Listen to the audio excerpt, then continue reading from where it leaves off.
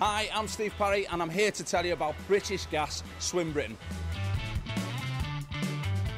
British Gas, they've got a great aim. They want to get more people swimming regularly by 2015. So in order to take part in Swim Britain, you've got a team challenge. There's 4 of you. You've all got to swim 1,000 metres. You do 250 metres each in a relay until you've done the 1,000 metres. Swim Britain is going to help you get fitter and healthier, and they're even going to give you tips along the way. It's all going to accumulate in 10 events in September at venues across the country. Now, logistics of this event are super easy. You're going to get a swimming cap, a t-shirt and a timing chip. You pick them up at the venue on the day. So all you need to think about is the regular stuff. Your swimming goggles and a pair of trunks.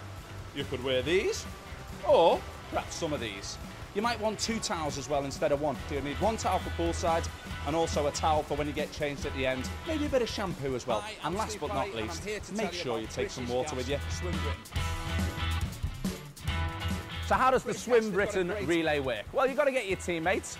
Here's one of mine, me Chris, just happens to be an international swimmer. I'll have some of that. He's going to lead off. Let's go, Chris.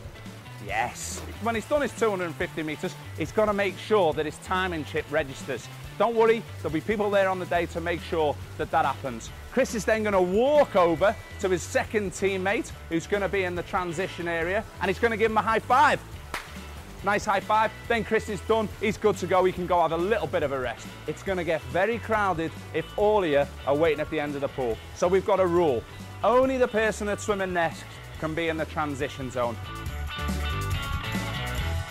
So Swim Britain's going to be like no event you've ever done before, largely because of these bad boys. They're actually called boys, and you're going to have to swim around them. When you're swimming down the pool, you've got to keep the buoy to your left-hand side. And when you're swimming back up the pool, you've got to keep it to your right-hand side. Just keep an eye out for them. Big orange things, can't miss them. Stay as tight as you can to the buoy. You've only got to swim 250 metres. There's no point swimming any more than that if you don't have to. Once you've got your team together, make sure you get the opportunity to train together. Set yourself both an individual goal. You know what? Challenge the other guys on your team as well. You might surprise yourself and with some good training, beat the time that you thought you were going to go.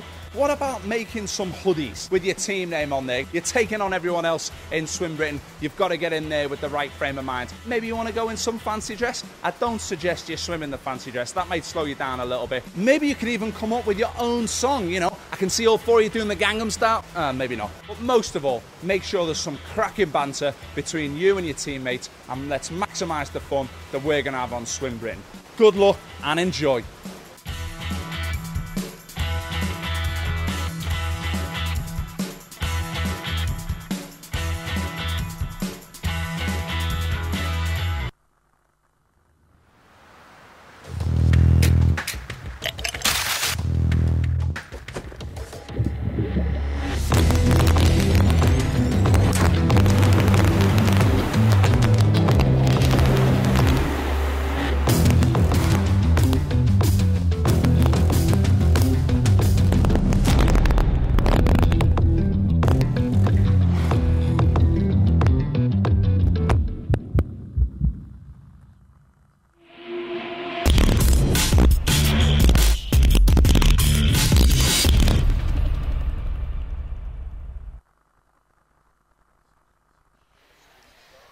Very good morning to you from the Wales National Pool in Swansea, and a warm welcome to Quipu TV's live coverage of Day 6 of the British Gas Swim Wales Summer Nationals 2013.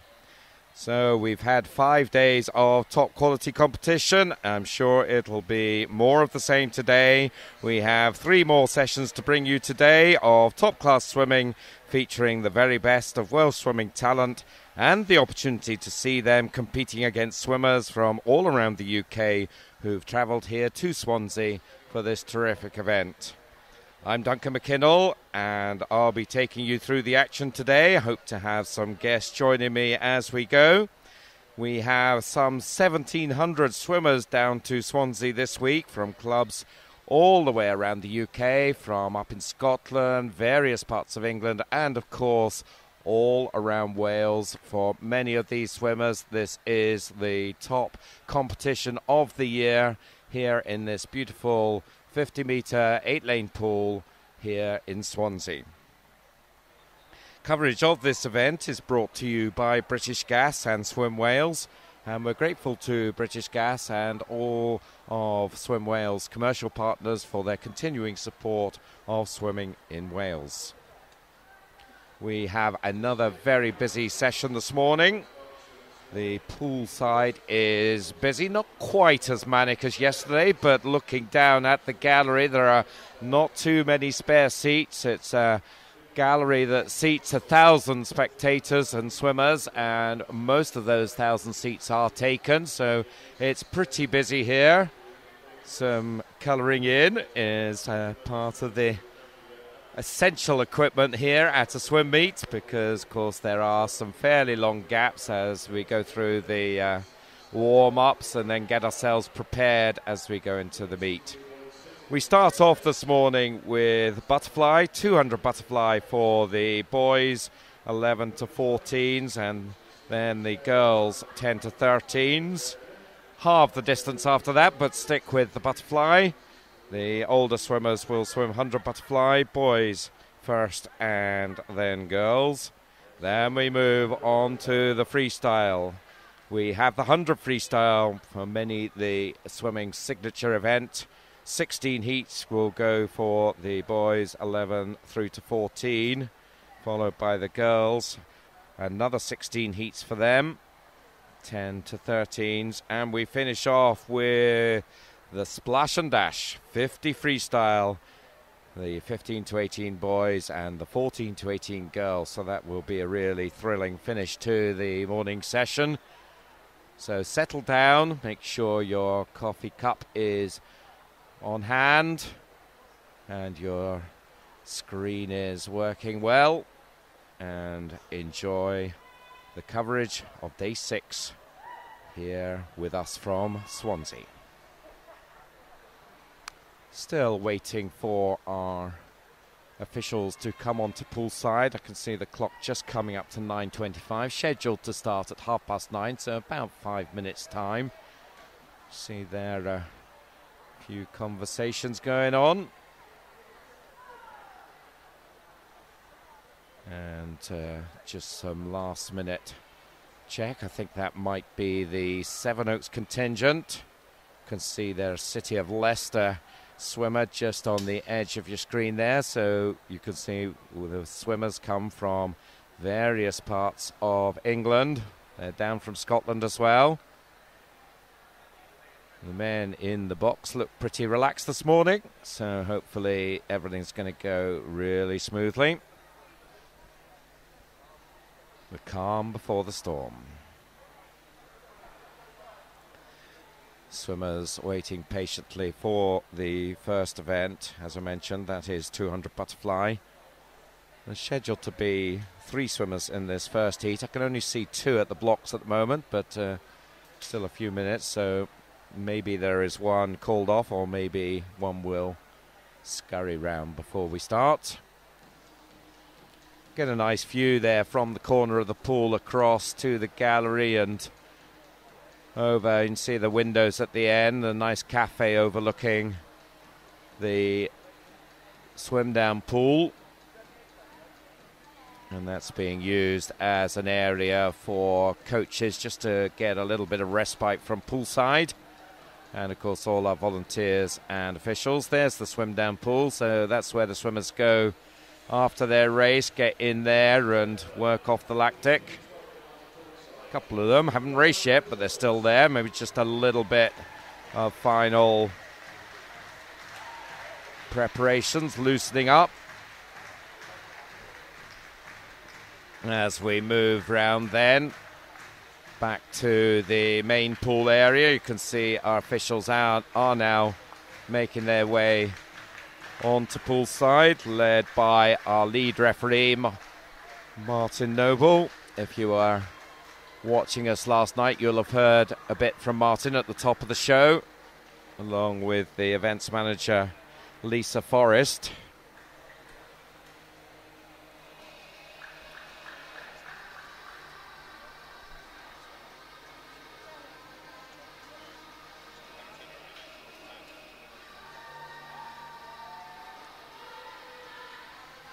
And I'm delighted at the top of the show this morning. I have another guest with me, and it is Mark Arnold, the Chief Operating Officer of Swim Wales. So welcome, Mark. It's lovely to have you with us this morning.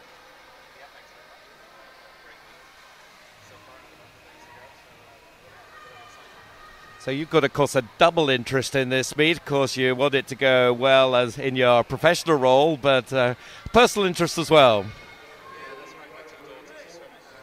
A few finals, so they're really really pleased. They're doing well, and it's kind of balancing that excitement for the meet itself, which is extremely well run meet. This year is our largest meet for the with 1,700 swimmers, but also when you watch your kids swim, you do get a little bit nervous and a little bit anxious for them. So, but of course.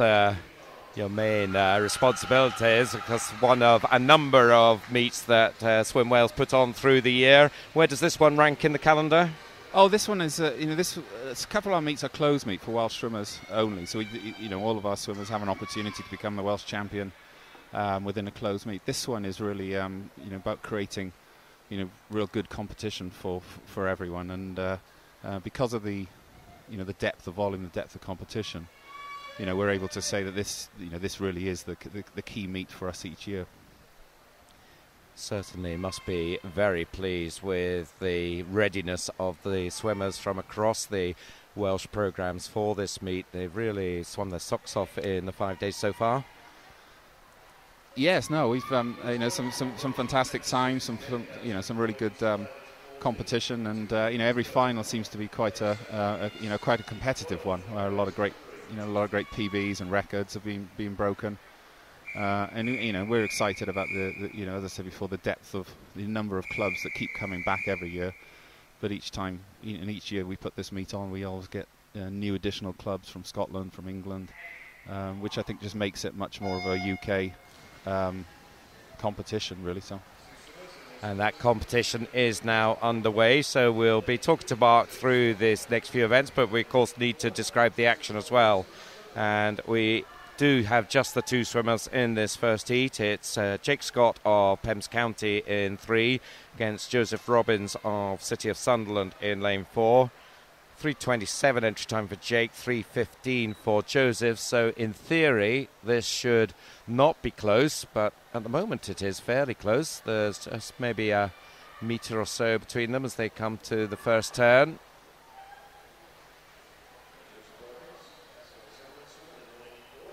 So then very much part of the ethos to keep this an open meet and to encourage as many programmes from around the UK to come here to Swansea. Definitely, we want this to be a very strong meet across the UK, but because I think it gives, if we're looking at it from a Welsh perspective, it gives our swimmers great competition to be able to line up in heats and finals against swimmers they haven't normally swum against.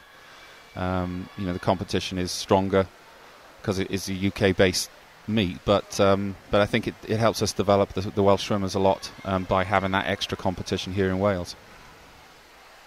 And coming to halfway, it is one of these English swimmers who is leading here, the Sunderland boy Joseph Robbins. He turns at halfway, 1:31.02, so a couple of metres lead. So Jake Scott is sticking to him pretty well here. Still very much in touch. Pembs County, so there's part of the performance set up. Tell me a bit about how you set up your performance squads around Wales. Well, we've got some performance squads where in Pembrokeshire is a great example of a really successful performance squad. Really, we've got a number of clubs that kind of feed into to one main centre, and as you can see, the extra work that's been done in Pembrokeshire is really paying off. With they seem to be in lots of finals every night, and the development of the clubs have has really come along. But we try to kind of position a number of performance clubs around Wales so that there is a place of excellence really wherever you live in Wales, that people can kind of be identified and go on and train and put the right number of training hours in, the right program, the right coaches, so that anyone can realise their potential in swimming wherever they live in Wales, and that's the ideal. So some areas, I imagine, a little more challenging than others as you get into the more rural parts of Wales. But this is a terrific swim from Jake Scott, who I mentioned that his entry time was some 11, 12 seconds back on Joseph Robbins, but look at him go down this final length. He's about 3 meters up now, so this will get the Pembs County guys going right off first thing in the morning, as Jake Scott, the clock just coming up towards 3:10, entered on 3:27, so a great start to the meet from Jake, 3:11.22. So Pembs County will certainly be happy about that. In the end, he takes it by about 3.5 seconds. Doesn't look too happy himself, but maybe just puffing and blowing a bit after an excellent swim. And there is the summary then. Jake Scott 3:11.22 and Joseph Robbins second in 3:14.87 as we move on to Heat 2. So just counting across the field, one lane is empty, so we've got 6 swimmers in this one, and they are Omar Alasri of Thanet in 1, Connor Coupland of Harrow in 3, David Price of Torvain Dolphins in 4, and then we've got a couple of Leeds boys. Hafez, in fact 3 Leeds boys, Hafez Kayani, City of Leeds, in 5, Samuel Wardle, the City of Leeds in 6, and Stephen Cooper, also from Leeds in 7. So Torvain Dolphins in lane 4 represented here, so another of your performance squads. Yes, that's right. That's another one, a newer performance squad for us, but they're having another good meet, another strong. So the feeder clubs to there are... well, we've got a number of feeder clubs really in each of the clubs really. So either some of the performance centres we have, like Cardiff, City of Cardiff, really is one big performance centre. Swansea is exactly the same. It's one club as a performance centre. Some of the other outlying areas do have clubs that feed into it actually. So what you have is a number of the development, smaller, good clubs, but come to a point in their swimmers where they need to kind of step up to another level of training, another level of competition. So we've got a couple that are specifically you can actually start, like in Swim Swansea for example, at the post learn to swim and go all the way up to Olympic level really. Whereas the other clubs, performance centres, we do have more of a feed-in system from the smaller clubs. And of course, in your role as Chief Operating Officer, it's more than just performance swimming, I imagine. So tell me a bit about the other aspects of your role that keeps you busy. Yes, we do. We're really looking at swimming from grassroots level and through Learn to Swim, through the clubs. We've just developed a kind of a brand new kind of Learn to Swim scheme, Aqua Passport. And that what we're doing with that really is trying to engage children into learning to swim, making it fun.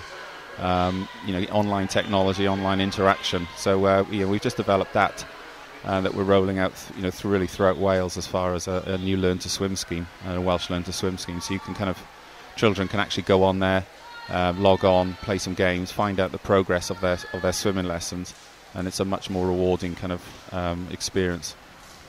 So just focusing back on the pool then, and we've got lanes 5 and 6 here, 2 of the Leeds boys battling this one out, and looks like Huzaifa Kayani is the one who's going to come through and take this one. In fact, he's a body length clear now. It was pretty close at the 150, but a good last 50 from Huzaifa, and he takes it to 53.30, so quite a bit faster than the first heat. Of course, with these youngsters, 200 fly, quite a demanding event for them, and no surprise to see big chunks of time coming off as their strength gathers and their technique improves, and the two combined mean that they can really improve, as Huzaifa did there, taking some 16 seconds off his time. And there's the swimmers just preparing for Heat 3.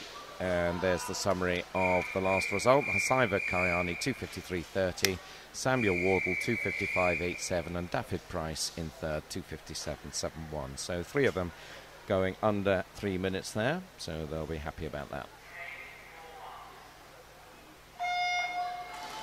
On to Heat 3, we have George Cowan of St Thomas in 1, Jake Lambert, City of Leeds in 3, Thomas Jackson, City of Leeds in 4, Tom Wilton, City of Canterbury in 5, Matthew Kenneth, City of Leeds in 6, Owen Richards of Torvine Dolphins in 7, and Daniel Marotta of Swim Swansea in lane 8.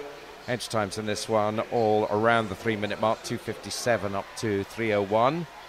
So we'll be targeting, I would think, for something in low 250s, maybe even faster than that if somebody's really on their game.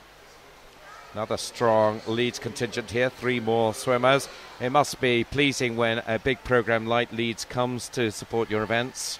Yes, it is. They've been coming for a number of years now, and I think they really enjoy they enjoy the event, enjoy the competition, and think it's one of the best events, of the year for them. So, we're really pleased. And certainly we've seen a lot of young up-and-comers wearing that yellow, and so a terrific group of supporters in the gallery every evening, making lots of noise and very conspicuous in the yellow.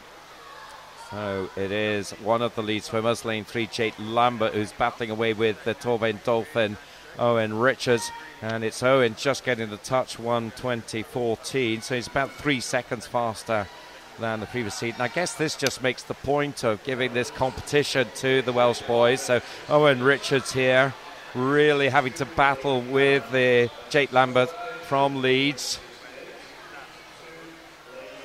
So that has to be good for youngsters like Owen, I should say, the 12-year-old from Torvine. And he is holding his lead, and in fact building it, I think, as they come to the 150. You see the clock at the bottom of the corner, gives you an idea of the splits. That gives you a better idea than we've got, because we didn't get one there for Owen at the 150 turn. Talking to Lisa Forrest yesterday evening, and talking a little bit about the organisation for an event like this, and it is a pretty big effort, isn't it? That's required really from a lot of people.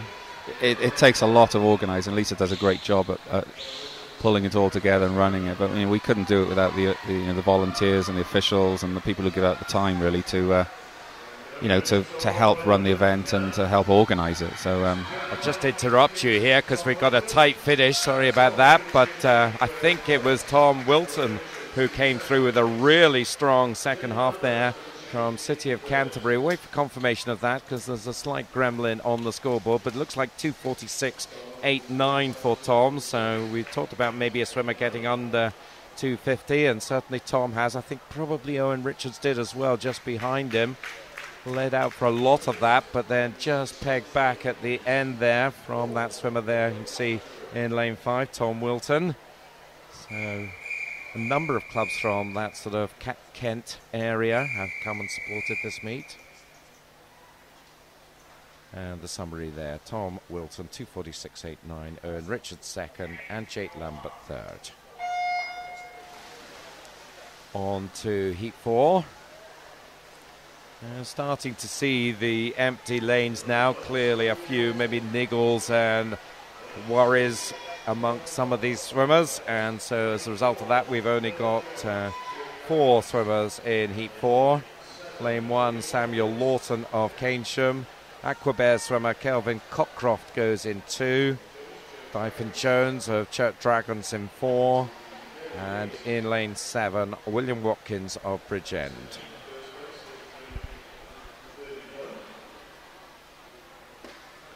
So when you are reviewing the meet afterwards, what would be your success criteria that you'd be judging the quality and the success of this meet?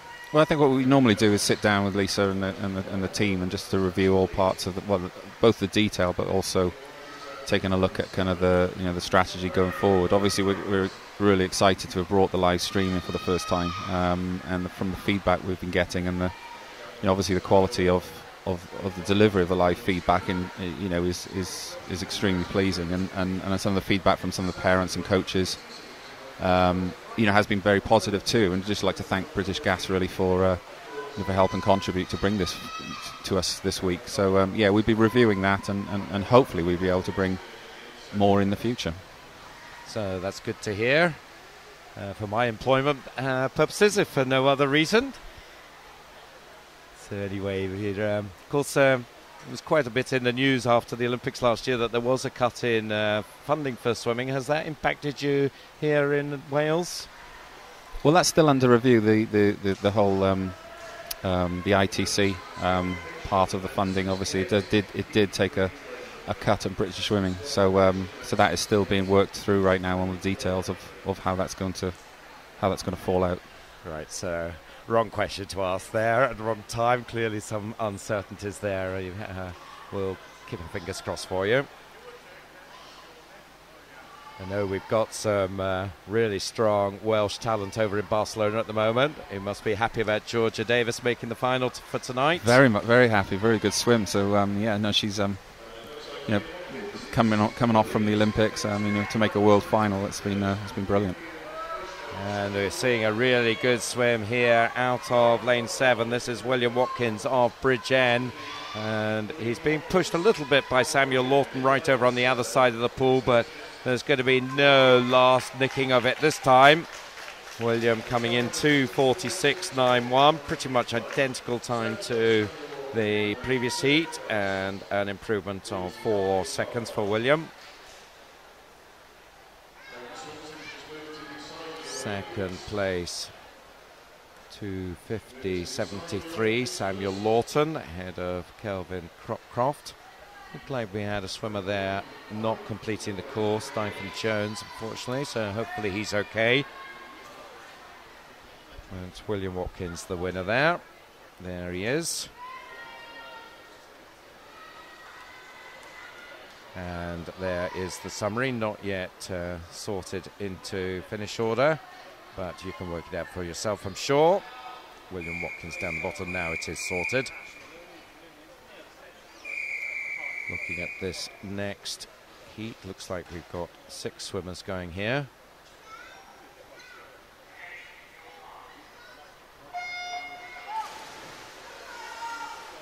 And just running through the field. In lane 2, we have Greg Roberts of Dundee City Aquatics. 3 is Harry Whiteman of Peterborough. 4, Niall Lewis of Pembs County. 5, Adam Brown of Millfield. Richard Mawson of City of Leeds in 7. And Ewan Evans of Bridgend in 8. So 7-day meet, Mark. It's a long meet, particularly for the young swimmers. What's the thinking around hosting such a long meet? Is it just because of the demand? A lot of it is a demand. It used to be a 6-day meet, and we did push it out to 7 days for the first time this week. But it is a very highly subscribed meet, and we wanted to give as much opportunity to people as possible. Unfortunately, we were oversubscribed still, even with a 7-day meet. But wow. But it is a long 7 days. I realise that for the officials and for the swimmers and for the parents who loyally come down and support their children. But I think we want to also give as many opportunities to get really strong competition within each of the events. So again, that's another thing we'll review of how, the whole structure of how we deliver that. I think, the probability will be a 7-day meet going forward. But how, the whole entry system, everything, those are the things that we review each year to try and make it better and better.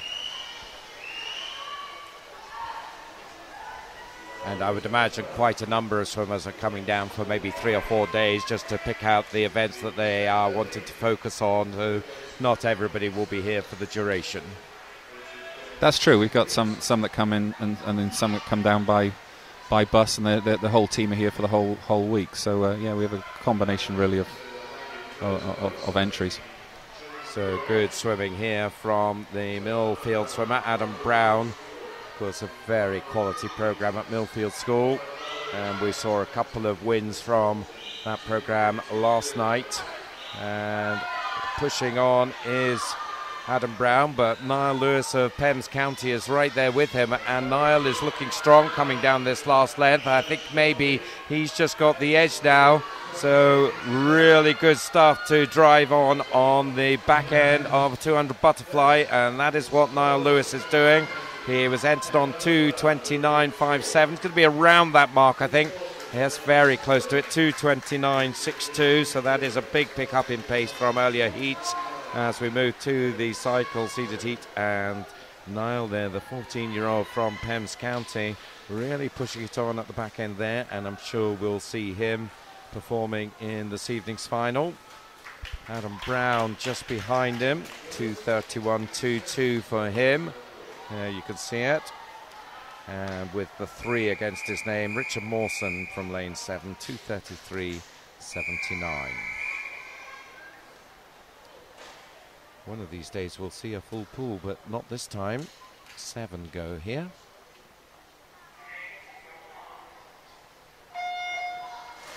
So this is heat 6 out of the 7. Joshua Monroe, City of Leicester in 2. Callum Mitchell of first in 3. Cameron Crew to swim Swansea in 4. Scott Lilburn of first in 5. Scott Birtles, Dundee City Aquatics in 6. Joseph McGauley of Leek in 7. And David Fryer Winder of Leek in lane 8. Great start in lane 4. First, Cameron Croot rather has swum Swansea. Cameron has been there or thereabouts all week across a range of events. Couple of gold medals for him, 1500 free and 200 back. And he's been a nearly man. Silver medals in 400 free, 200 breast, 200 IM. So here he is now in the butterfly. So it looks like he's be aiming to medal in all 4 strokes plus the 200 IM. And 400 IM still to come. I'm sure you'll be there as well, and certainly showing the field how it's done here as they go through halfway. 106.83 is the fastest 100 split we've seen. He's a couple of seconds clear of the 2 boys from first up in central Scotland, Callum Mitchell and Scott Lilburn.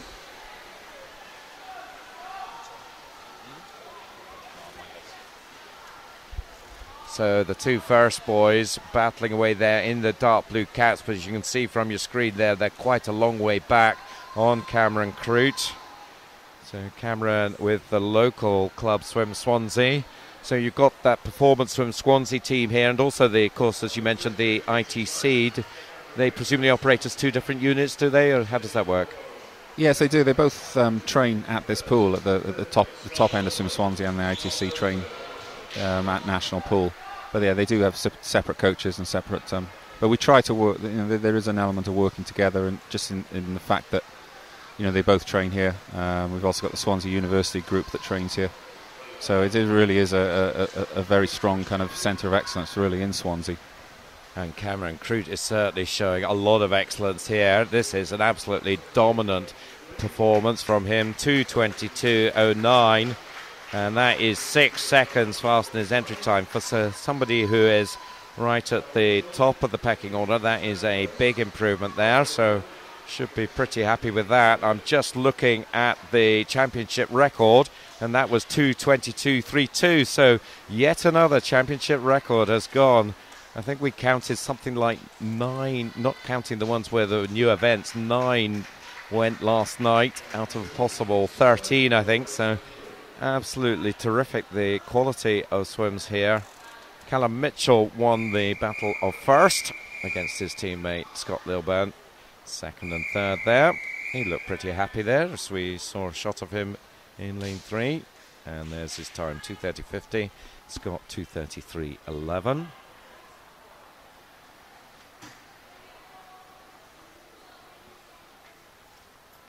So just a little pause as we get the final heat underway, and once again we've got 7 swimmers here. Sebastian Di Siena of Peterborough in 1, Benjamin Lawton of Aquasulis in 2, Sam Crabtree of Thanet in 3, Daniel Moore of Birmingham in 4, Alex Hadley of Aquabears in 6, Thomas Ryan, City of Leicester in 7, Daniel Evans of Swim Swansea in lane 8. Just remember, you can give us your thoughts about these championships. Give some contributions for Mark for his feedback into hashtag BGSN and also hashtag BGSN Live, specifically around this live feed. So I'm sure that Mark and everyone else would love to hear what you're thinking about things so far. And of course, you could also celebrate the successes of your favourite swimmers and pass on good wishes for them as they prepare to swim as well. in this one. Daniel Moore of City of Birmingham is leading the way. Just keep an eye on his halfway split. Cameron Crook came in 106.83 here, so this is a bit slower. 109.08.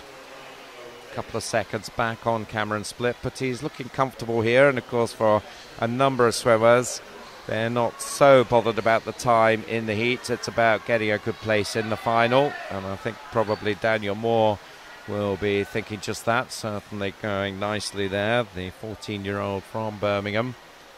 Lane 3 in second place, Thanet Sam Crabtree. So the Midlands and the southeast of England both represented in this one. 1 and 2 at the moment. And Daniel just winding it up now, 147. So about a 38 split for his third 50. Another of those would come in at about 225, I think. Entered 226, so he'll be there or thereabouts on his entry time. Good race for third going on the near side. Thomas Ryan, City of Leicester, against the local boy Daniel Evans, swims Swansea. Also on the far side, Sebastian De Siena and Benjamin Lawton also battling away, but it's the Birmingham boy. Daniel Moore takes it. Time not coming up at the moment, but it's going to be around that 226 mark. Second place, Sam Crabtree, 233.94 for him, and a strong finish from Thomas Ryan to take third. The City of Leicester swimmer. Just waiting for Daniel Moore's time to come up. He, I'm sure, will be credited with the win. There he is. Just now started to make his way out of the pool, and his time has appeared now, 2:26.44. You'll see that on the screens any moment now. And there it is, right on cue. Daniel Moore first, Sam Crabtree second, and Thomas Ryan in third place. So a terrific venue this for holding major events like this. So Swansea, your base for all events, or do you go elsewhere? It is the base for all the Swim Wales events, and the couple of long course pools in Wales. We're based here. The partnership with the actual university and the facility is really strong, and it's a great venue, as you said, for holding competitions. So we do have our competitions here. We have our regional competitions then that we take out to the 3 regions of Wales. But for our major meets, it's always in national pool. So we're moving on now to the girls 200 butterfly. We've got 5 heats going here, and the swimmers away for heat 1. And they are Ashley Jones of Wrexham in 2, Charlotte Gibbs, City of Leeds in 3, Hannah Abbasi of City of Leeds in 4, Ella Chown of City of St Albans in 5, Matilda Neal of Birmingham in 6, and Lucy Harding of Pembs County in 7. Yes, I guess if you've got a wonderful facility like this, then why go elsewhere? It ticks all the boxes, I think. It's got a great gallery for spectators and swimmers. It's got a reputation as a fast pool. And, of course, Swansea offers a lot of accommodation options and eating out and enjoying the beach as well, if you've got time. Very much. You see some photos on Twitter, people posting of swimmers down the beach in the breaks, and it's really good. We'd like to start bringing some more UK and international meets here. Actually, it's something we feel that the pool here is well set up for. Meets outside of Wales as far as UK level meets. So we are looking to kind of explore on and how do we start bringing kind of British Championships and things like that into Swansea. And I'm sure that the Welsh Swimming Fraternity would love to have those major meets come here. I know that it creates a real buzz when you get the big names in town. It is. We did the duel in the pool actually here, and it was a really, really successful successful competition. So that was the biggest meet we've had here. So the likes of Michael Phelps graced this pool. I don't think he was here actually, but it was the US team and Europe. So it's it was an exciting day. Certainly must have been some of the big names that you're seeing in the coverage in Barcelona at the moment. We've got a tight contest here, though. Just 7/10 separating Matilda Neal and Hannah Abbasi. Birmingham against Leeds. Looks like Matilda in the white cap of Birmingham just with the edge in lane 6. Let's see if she can hold it. Of course, can be quite grueling, this last length in particular. And coming up strongly in lane 7 is Lucy Harding of Pembs County, and she is putting in a late challenge here. She's only a metre or so behind Matilda Neal, and that metre is shrinking all the time here as they go into the final 5. I think Matilda just senses the threat there and just puts in a little 5-metre sprint at the end there just to make sure of her win, and that was enough to give her first place in that first heat. A nice 8-second improvement for her. Lucy Harding looking very strong coming down that last length, takes second out of lane 7, 3:11.71 she came in, also well inside her entry time. And Hannah Abbasi taking third, 3:15.94, and there you have it summarised for you.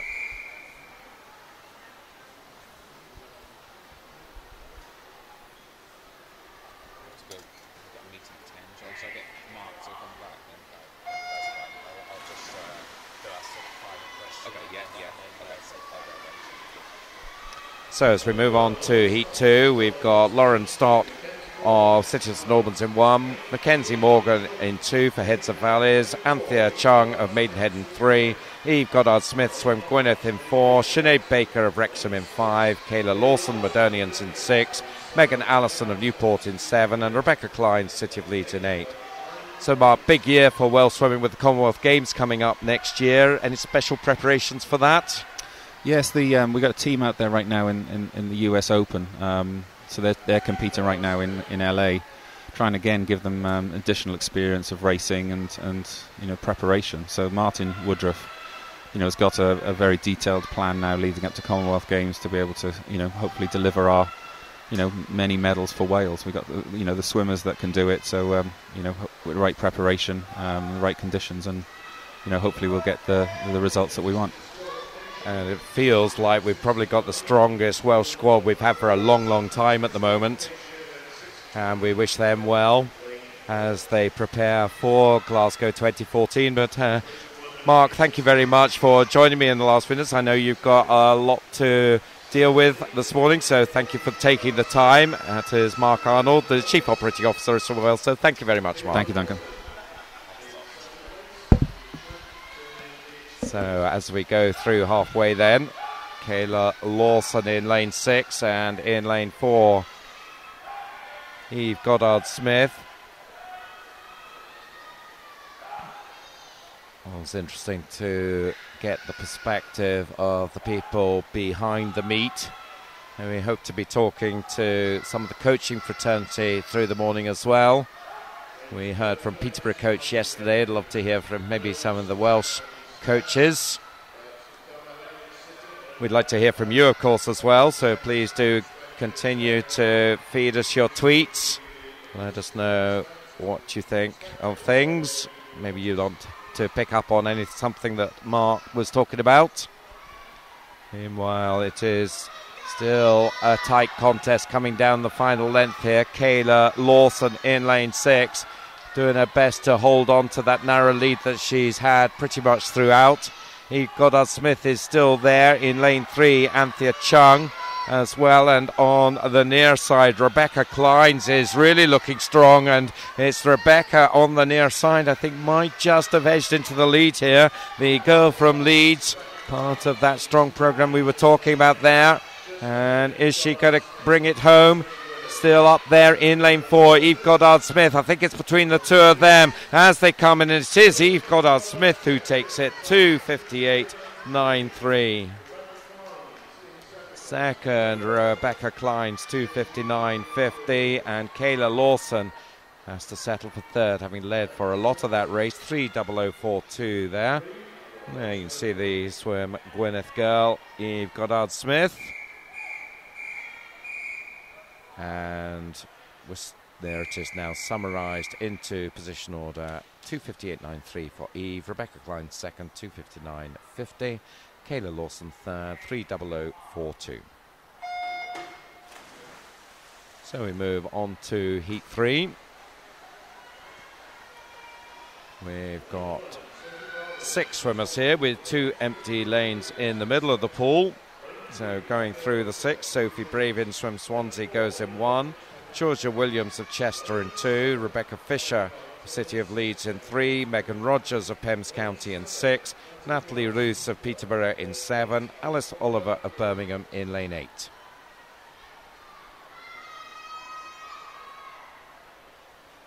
Lane 2 first to turn there. Georgia Williams, 34.55. Entry times in this heat, 2:41 up to 2:59. So again, you'd expect them to spread themselves down the pool as this race progresses, and maybe is starting to be a little bit that way.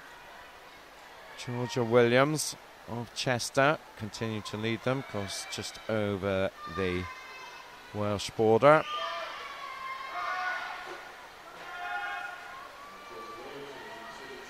And Georgia 1:16.31 at the halfway point. Lane 3, Rebecca Fisher in second place, another of the Leeds contingent. And most of the action here on the far side, with third place in lane 1, Swansea's Sophie Bravin.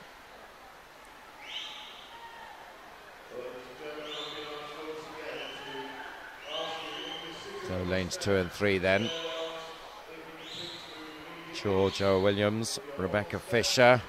Suspect that one is boiling up nicely for a good contest down the final length. Certainly the Leeds girl looking strong there as they go through the turn. Rebecca Fisher just edging into the lead, 1:59.80 for her. Expect Georgia Williams to fight back down this last length. Let's see if she can. But at the moment it is Rebecca Fisher who's looking the stronger of the two. She's now up by a body length and really into this race now as she starts to extend that. And it looking like the Leeds girl is going to bring this one home. 7 or 8 metres to go now, and that lead continuing to build. So nice work from Rebecca Fisher, 2:41.51. Pretty much on her entry time, a couple of tenths improvement, and I think she'll have booked a final place in that, in the 12-13 age group. Second was Georgia Williams, 2:45.26, so she also improves on her entry time. Megan Rogers out of lane 6, coming through strongly on the last length to take third, 2:49.51.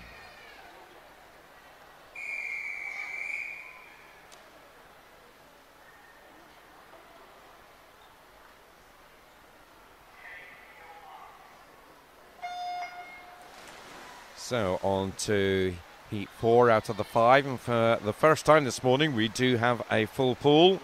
Lauren Wilson of Boldmere in 1, Eloise Clements of Thanet in 2, Victoria Gannant of City of Leeds in 3, Amy Henshaw, City of Sunderland in 4, Caitlin Demery of Swim Swansea in 5, Shannon Stott, City of St Albans in 6, Kirsten Laurie of First in 7, and Chloe Wilshire of Bridgend in 8.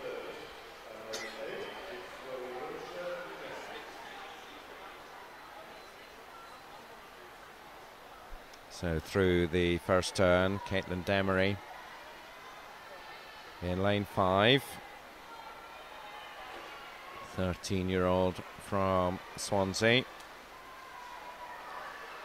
53 silver medalist so far. I think probably her top performance.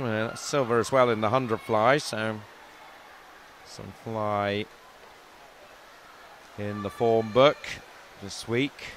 And continuing to look strong here. Entry time for Caitlin, 2:34. Turns 1:11.47. That's quite a lot faster than heat 3. nearly 5 seconds, and she has a healthy lead as well on the swimmers behind her, about 4 seconds on Sunderland girl in the red cap, Amy Henshaw, and in lane 6, Shannon Stott of St Albans. So Caitlin Demery in lane 5, looking increasingly strong here. Her lead is now about 6-7 metres. And coming back down the final length.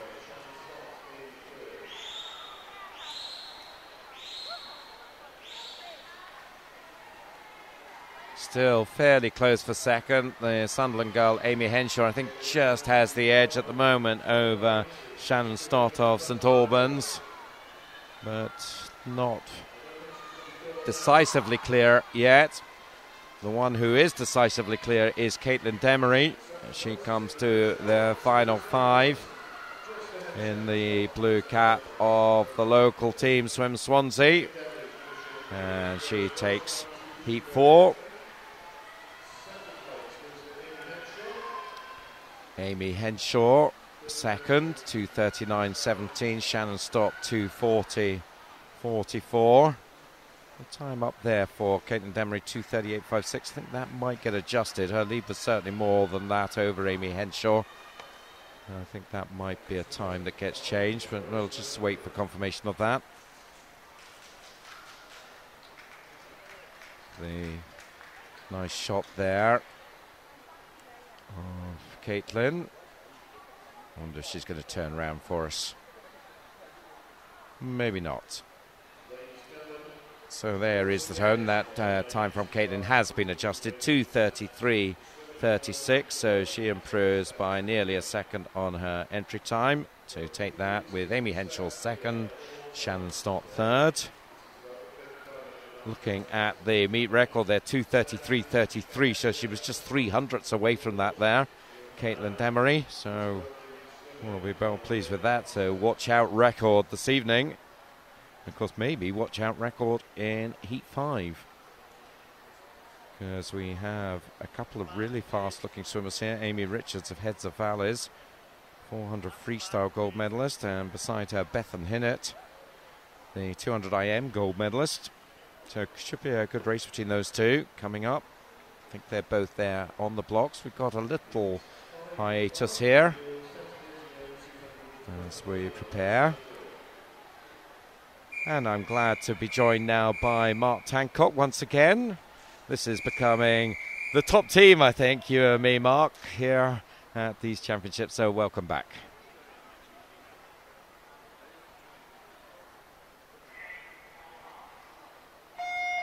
Of course, you might have different ideas about who the top team is, so we'll not go there.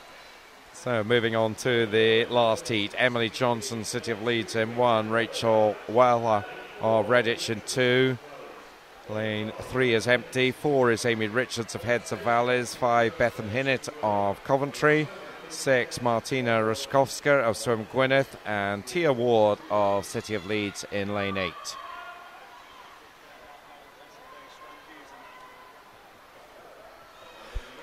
Yes, he was very complimentary about you, Mark, don't worry.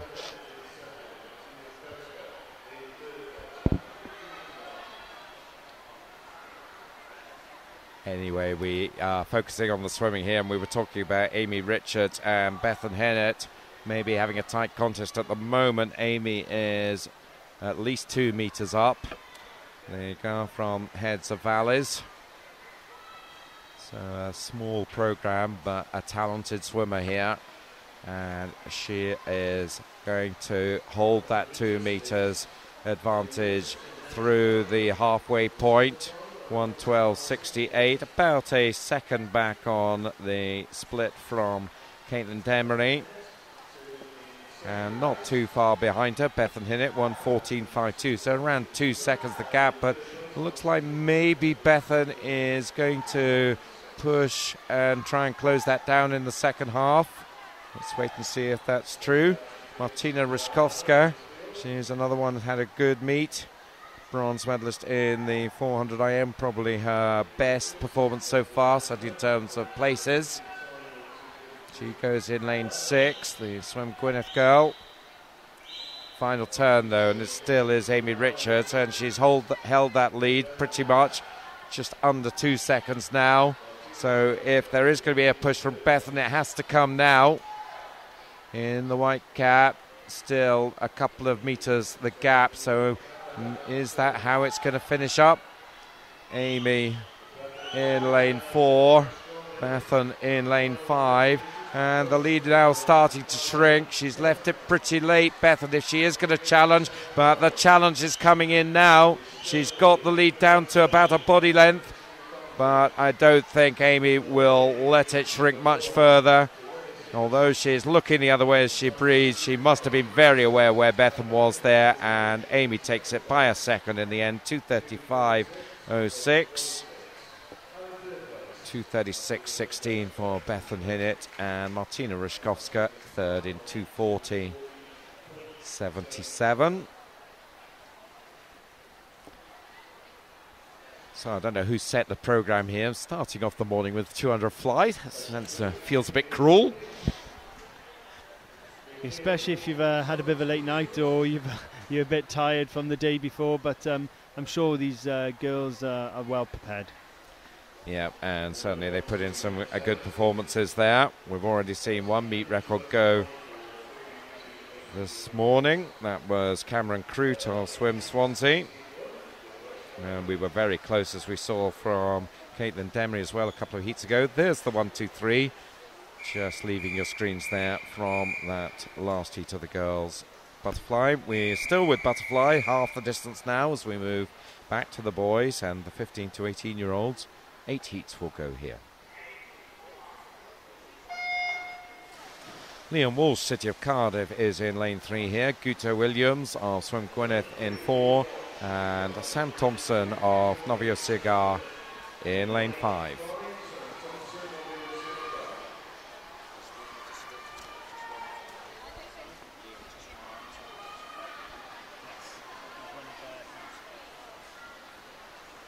So Liam Walsh, you can see there in stroke, a multi-classification disability swimmer, so just the one arm, so that creates its own challenges in the 100 butterfly, I think.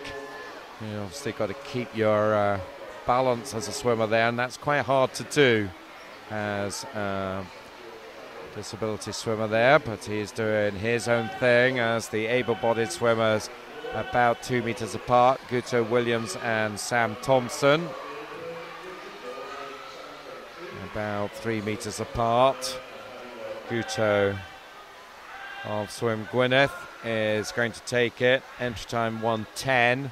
He's going to be inside that. Comes in 1:08.54. Sam Thompson 1:13.34. Around about 20 meters to go still for Liam Walsh. Don't know whether they can get the cameras onto him, so it's just focus in on him as he comes in. Just you can see just the one arm there, so terrific work through his physical difficulties, but great to see burgeoning talent in the disability world. And a 1:37 for Liam. Great work. Of course, a lot of our elite disability swimmers will be making their way to Montreal in a few weeks' time. I think that's coming up towards the end of August for the IPC World Championships. And they're coming to the UK in 2 years' time, up to Glasgow, so that will be exciting as well. See a lot of that great talent, likes of Ellie Simmons, of course, who we often see in this pool. We've seen her training through this week. Yeah, I know there's lots of young swimmers who have seen Ellie come into the facility while she's coming into a train, and a bit starstruck, but it's great to have Ellie and others swimming at this pool, and it's great for the swimmers to be in here as well. So we move on to Heat 2. Owen Jones of Church Dragons in 1, Oliver Ford of Carmarthen Water Polo in 2, James Ross of Warrington in 3, Samuel Withers, Pembs County in 4, Andrew Kleinhorn of Bebington in 5, Chap Rees, Pembs County in 6, Shravan Sri Kumar of Newport in 7. It's interesting to see our water polo player in this 100 fly, Oliver Ford.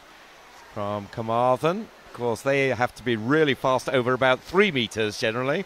Yeah, Carmarthen got a really strong water polo set up there. It's actually something which we have liaised with them on as far as setting up a water polo club in Swansea as well, which is going to be set up here at the National Pool from September onwards. Oh, that's great news for any budding water polo swimmers here down in the Swansea area. If you're interested in that, then get in touch with the Swansea Club and Swim Wales and they'll fill you in. James Ross, what a meet he's having, and that is an electric performance from him. Absolutely smashing his entry time. Entered 109.50, comes in there 102.57. So James then, he has been right up there across the board pretty much. 2 freestyle gold medals, 2 breaststroke gold medals, an IM gold medal, and look at that butterfly swim. Great stuff from the Warrington boy. Second, Andrew Kleinhorn. Third, Samuel Withers. Lanes 5 and 4 respectively. Very close, just 400s between them as we move to heat 3.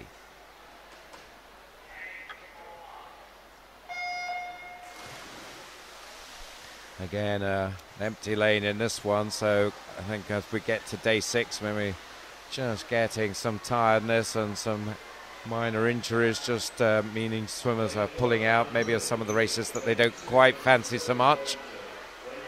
In heat 3, Aaron Pullen of Ealing goes in 1, Matthew Sullivan of Warrington in 2, Adam Horton of Stourbridge in 3, Jacob Was of Warrington in 5, Jake Barnett of Amphibians in 6, Finlay Lawless Coombs of City of Leeds in 7, and Christopher Wall of First in lane 8. Adam Horton of Stourbridge leading a pretty tight field there in the black cap in lane 3. Over in lane 1, Aaron Pullen of Ealing may be his closest challenger. They are the 1-2 here. Looks like it's going to be Adam Horton who will hold this. He's about a metre up, coming towards the wall, and he takes it in 1:05.11. 3-second improvement for the Stourbridge swimmer. Second was Aaron Pullen, 1:05.97. Nice improvement for him as well. And in between them, third place, Matthew Sullivan of Warrington, 1:06.82. You always wonder when the swimmers go up together there on the lane ropes whether they have got anything to talk about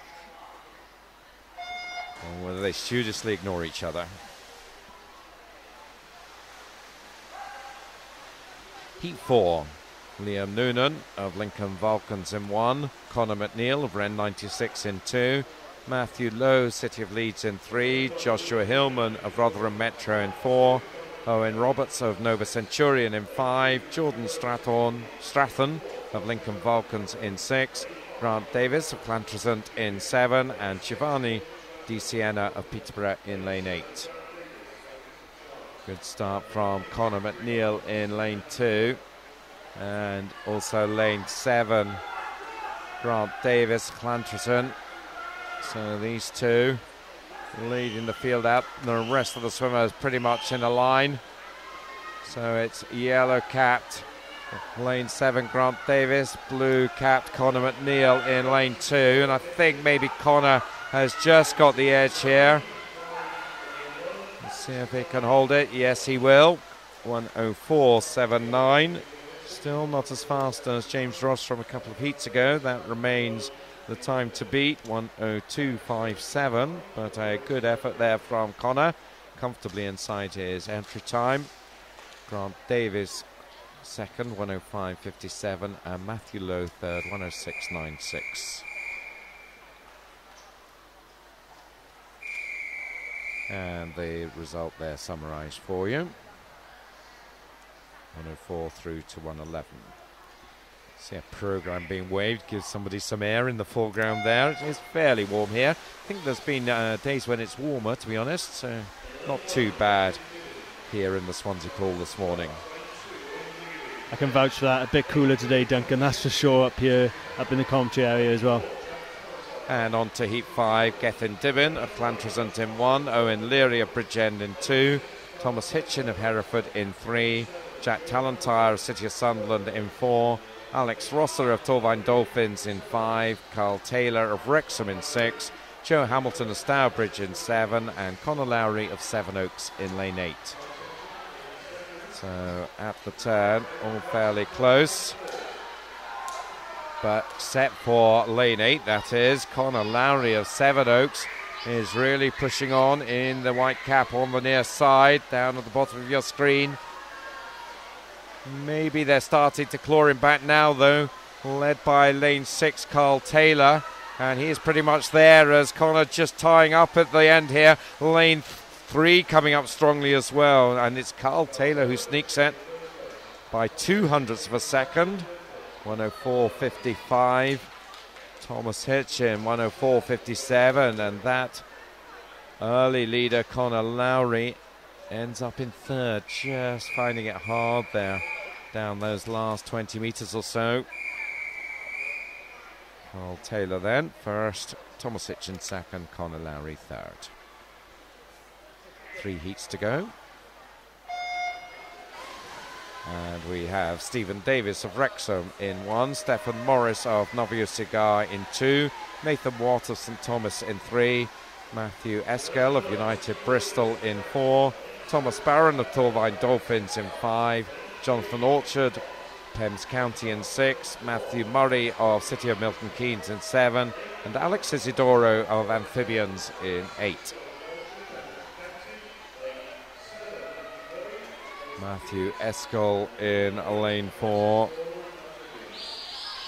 Looked to be turning first, but coming out of the turn, Thomas Barron really strong through that turn. And we'll be very happy if we think about the technical element of that, and that's given him the platform to really drive down this second length. So the boy from Torvine, in the end, clear winner, and the first swim under the minute from him. I suspect that probably was his first long course swim under the minute, entered on 101, so congratulations to Thomas. Thomas made a great statement there in that heat, and fantastic technique, as you said, Duncan. Just really looking, gliding through the water, really natural. Jonathan Orchard taking 2nd there, 100.68, and Nathan Watt 3rd, 101.25. 58.71 is the new time to beat.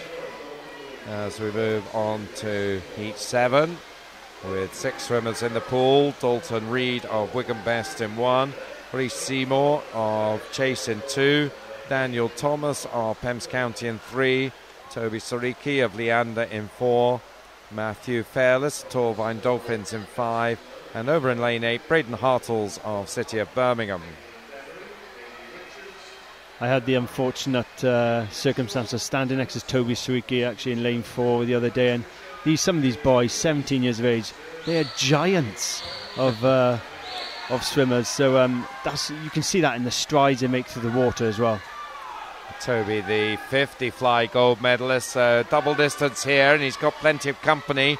Matthew Fairless in particular, the 200 IM and 400 IM gold medalist. He is right there, and I think he's just going to edge out Toby, the gentle giant. 100.86 and 101.57 for the Torvine swimmer and the Leander swimmer. Some excellent swims there, but not quite getting under the minute this time, but I'm sure that could well happen in the final when they'll be up against Thomas Barron, who we saw in the previous heat, and of course one more heat to go. Let's see what is going to come through here.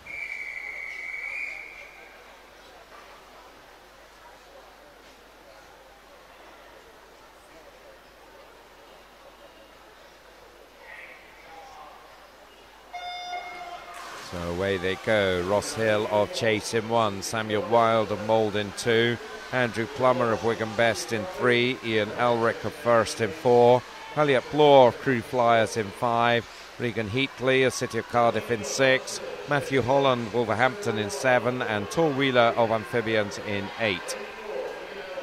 Ian Elric had the interesting experience of having to swim the 50 breaststroke on his own a couple of nights ago and did it proud. A new championship record. That's his one gold medal so far in these championships. He's certainly up there in lane 4. Yeah, Ian's got the seed time of 59.74, which isn't far off the best time today, so we'll soon see what he comes in with. He's got company now. Elliot Bloor of Crew Flyers is flying, and he's right alongside Ian Elric, maybe just going to edge past him.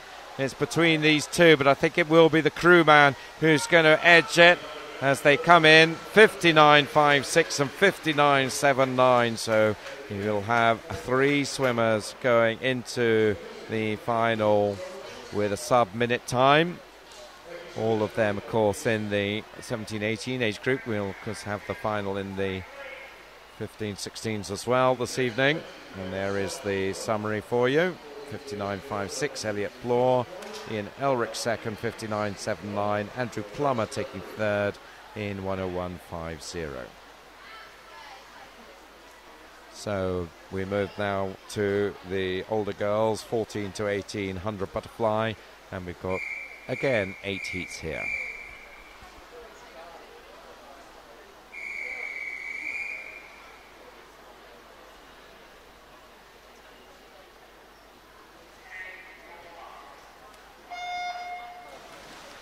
So in these earlier heats, of course, the main focus is on the 14, 15-year-olds. We've got 4 14-year-olds in the pool in Heat 1. Kate Owen of Celtic Dolphins in 3.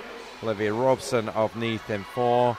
Molly Street of Llantrisant in 5. And Megan Williams of Swim Swansea in 6. Yeah, the 2 rival clubs in Neath Petarbot there, Neath Swimming Club and Celtic Dolphins Swimming Club in lane 3 and 4. So a real good little battle there. And just 4 tenths between them at the halfway point. The Neath girl, Olivia Robson, just with the edge, 33.01 at the turn. And we're just picking up a little bit more coming out of that turn as well. Good battle for third as well. Molly Street and Megan Williams side by side.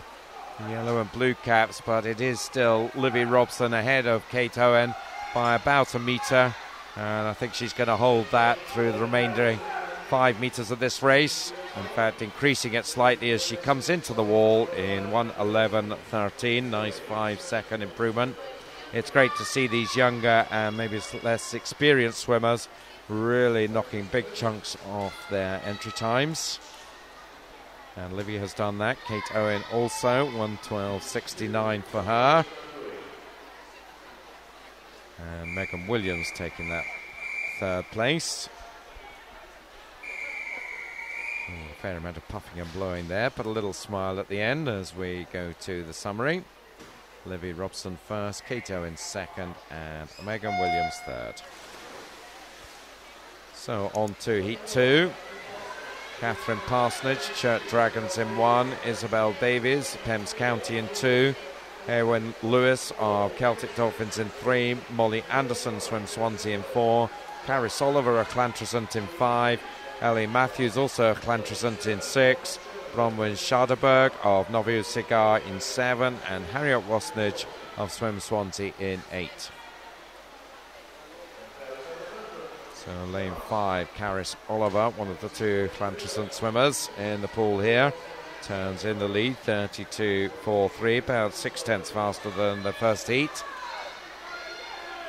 Over in the near side, Harriet Wasnage and Bronwyn Schaderberg, and over in lane 2, Isabel Davies, all contesting for second and maybe closing in now on Caris. So Caris in the yellow cap, just about holding on at the moment, but she's going to have to work hard to keep it. Lane 2, Isabel Davis is right there with her. It's between the 2 of them. It's about nailing the finish here. Oh, and it goes to Isabel. Caris just not quite getting that finish right there, and she paid for it, having to give up the lead to Isabel. Yeah, it looks like Caris was maybe carrying a slight injury on her right-hand shoulder, just some strapping on there. Could be tendon or a ligament issue on the right-hand shoulder. but it looked strapped up, so whether that affected the race at all, but she's come in with a decent time in second spot. Yep, certainly still improved on her entry time. So the summary there: Isabel Davis 1:12.56, Karis Oliver second 1:12.66, and Molly Anderson third 1:13.74. So the swimmers have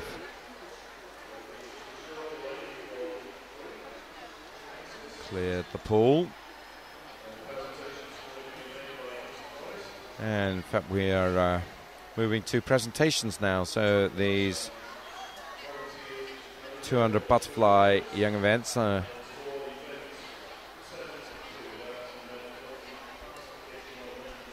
this is a multi-classification event.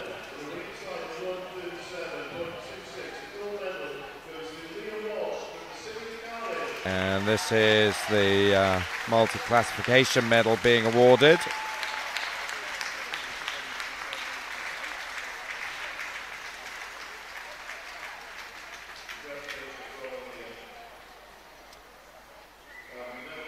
And that was Liam Walsh of City of Cardiff. We saw him earlier, as we mentioned, the one-arm swimmer. So congratulations to Liam. He picks up the multi-classification medal for the 100 butterfly in the 15 to 18 age group.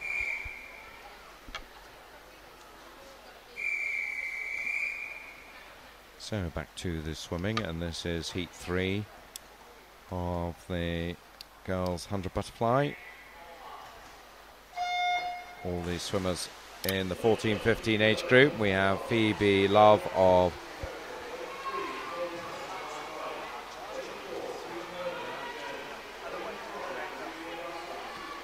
we'll come back to her on her club. Mary Yoxall of Hereford in 2, Nicole Parrish of Black Lion in 3, Fionn Wareham at Bridgend in 4, Amelia Baston, City of Cardiff in 5, Sarah Hartshorn of City of Leicester in 6, Francesca Griffin, Black Lion in 7, and Poppy Jenkins in lane 8 from City of Cardiff.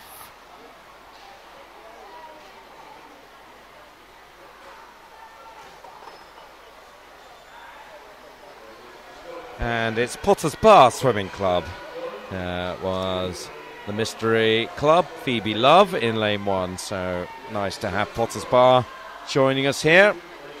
But coming down the second length, it's lanes 3 and lane 5, Nicole Parrish and Amelia Baston.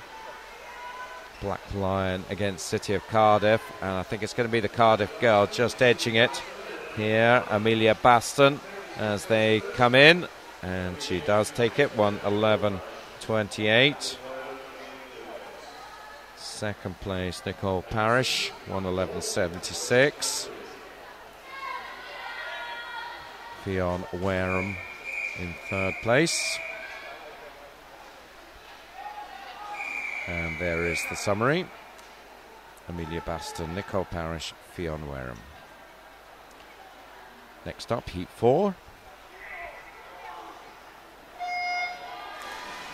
Gemma Brown of First in 1, Laura Q of Sevenoaks in 2, Billy McCarthy of Dorking in 3, Fionn Davis, Nexus Valles in 4, Holly Bell, City of Leicester in 5, Abby Chain of Newport in 6, Victoria Ward of Bromley in 7, Karis Thomas of Pembs County in 8.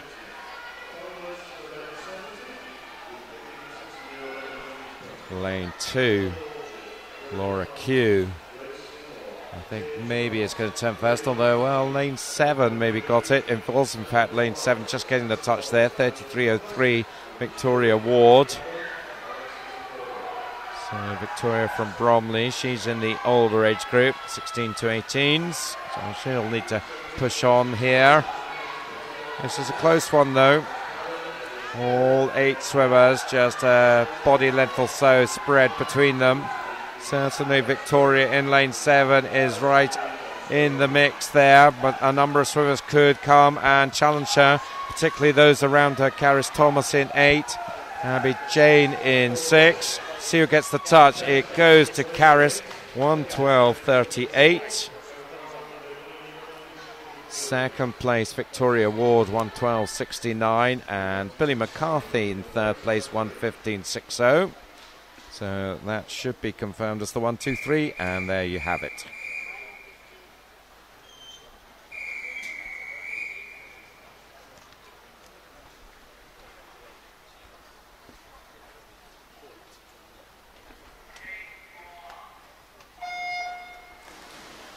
So moving on to Heat 5.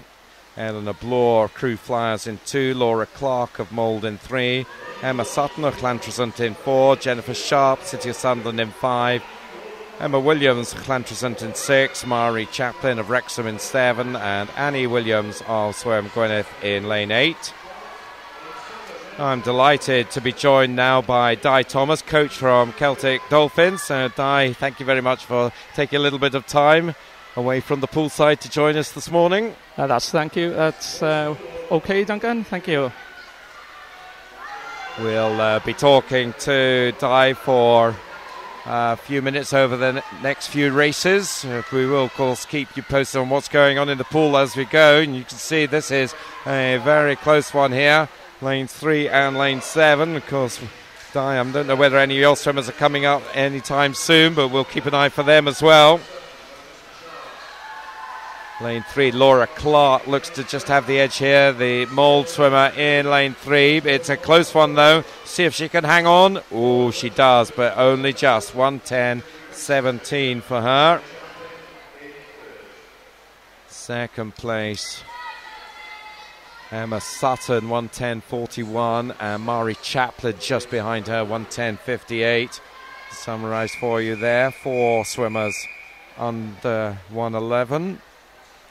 Entry times all there around the 1:10, 1:11, so pretty much just marginally inside their entry times there.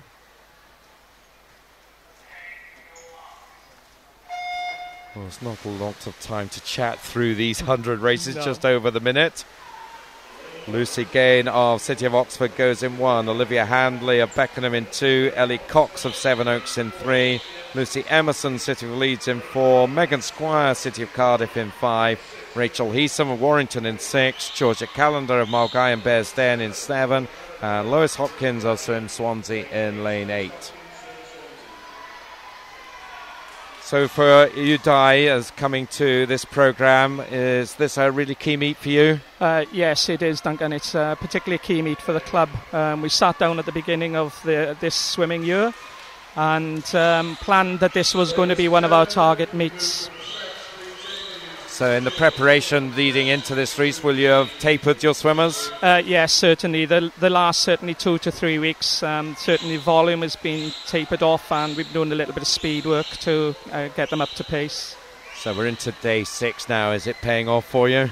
Certainly, yes. We've had a high percentage of PBs, so yes, it has. Just looks to be a wee problem with the scoreboard in this one, so we don't have any times for you at the moment. But there's lane 4. That she looked to be the winner there, Lucy Emerson of City of Leeds. But we're still waiting to see details of any times there. The scoreboard is being very enigmatic at the moment, telling us not a lot. So just bear with us. I think we might have a technical problem. They obviously wanted to give us more time, Di. So yes, certainly. Thanks very much to the timing crew for that. So Celtic Dolphins are a relatively new setup. It is a new setup. It's a merger of 2 clubs. It took effect 16 months ago. So we are really a fledgling new club. So it is it's an important meet for us really on this stage. And we have a number of swimmers here, so it's a very pleasing year. So unfortunately we're just having a bit of trouble giving you that result from that last heat. I'm sure we will get it sorted. So what are the challenges in setting up a new programme, and what are the things that you really are looking to get right? Well, the big challenge is bringing 2 clubs together where you have the different personalities, the different politics. That's been quite challenging at times, and you're mixing swimmers who may not have mixed before.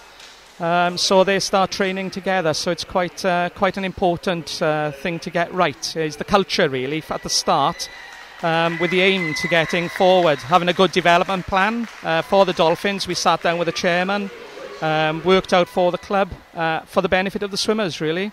So and drawing it together. And how big is your programme? How many swimmers do you have? We've got 106 competitive swimmers at the moment and growing, so it's still early days for us. And who are the stars of the future from Celtic Dolphins that we should be looking out for? I would probably think one of the stars at the moment is Leah Owen. She's in the 10-year-olds. She's swimming as a 10-year-old here. in the 11s group. She was a second reserve for the freestyle, and she's going this morning now, so she's ranking quite highly. Okay, well, so keep an eye out for her as we move on to Heat 7 now. And we have Melanie Rowland in lane 1 for Bevington, Fionn Davis of Pembs County in 2, Emma Mitchell of Sevenoaks in 3, Tiffany Bachelet of East Lothian in 4, Eleanor Bailey of Wigan Best in 5, Natalie Dingley of Stourbridge in 6, Rachel Richards of Novio Cigar in 7, and Philippa Doyle of Bevington in lane 8. Fairly close here, lane 5, Eleanor Bailey of Wigan. And it just has the advantage there in the black cap. The red cap in lane 3, her nearest challenger, Sevenoaks swimmer Ellie Cox. And they're looking as if they're going to be the 1 and 2, 10 metres to go. But it's going to be the Wigan girl who's not really threatened here. Eleanor takes it, 1:05.66. So we've got the timing back in action here. I'm sure they'll be working through the results from that previous heat. Apologies we weren't able to bring you that. But a nice swim there from Eleanor Bailey to take that one.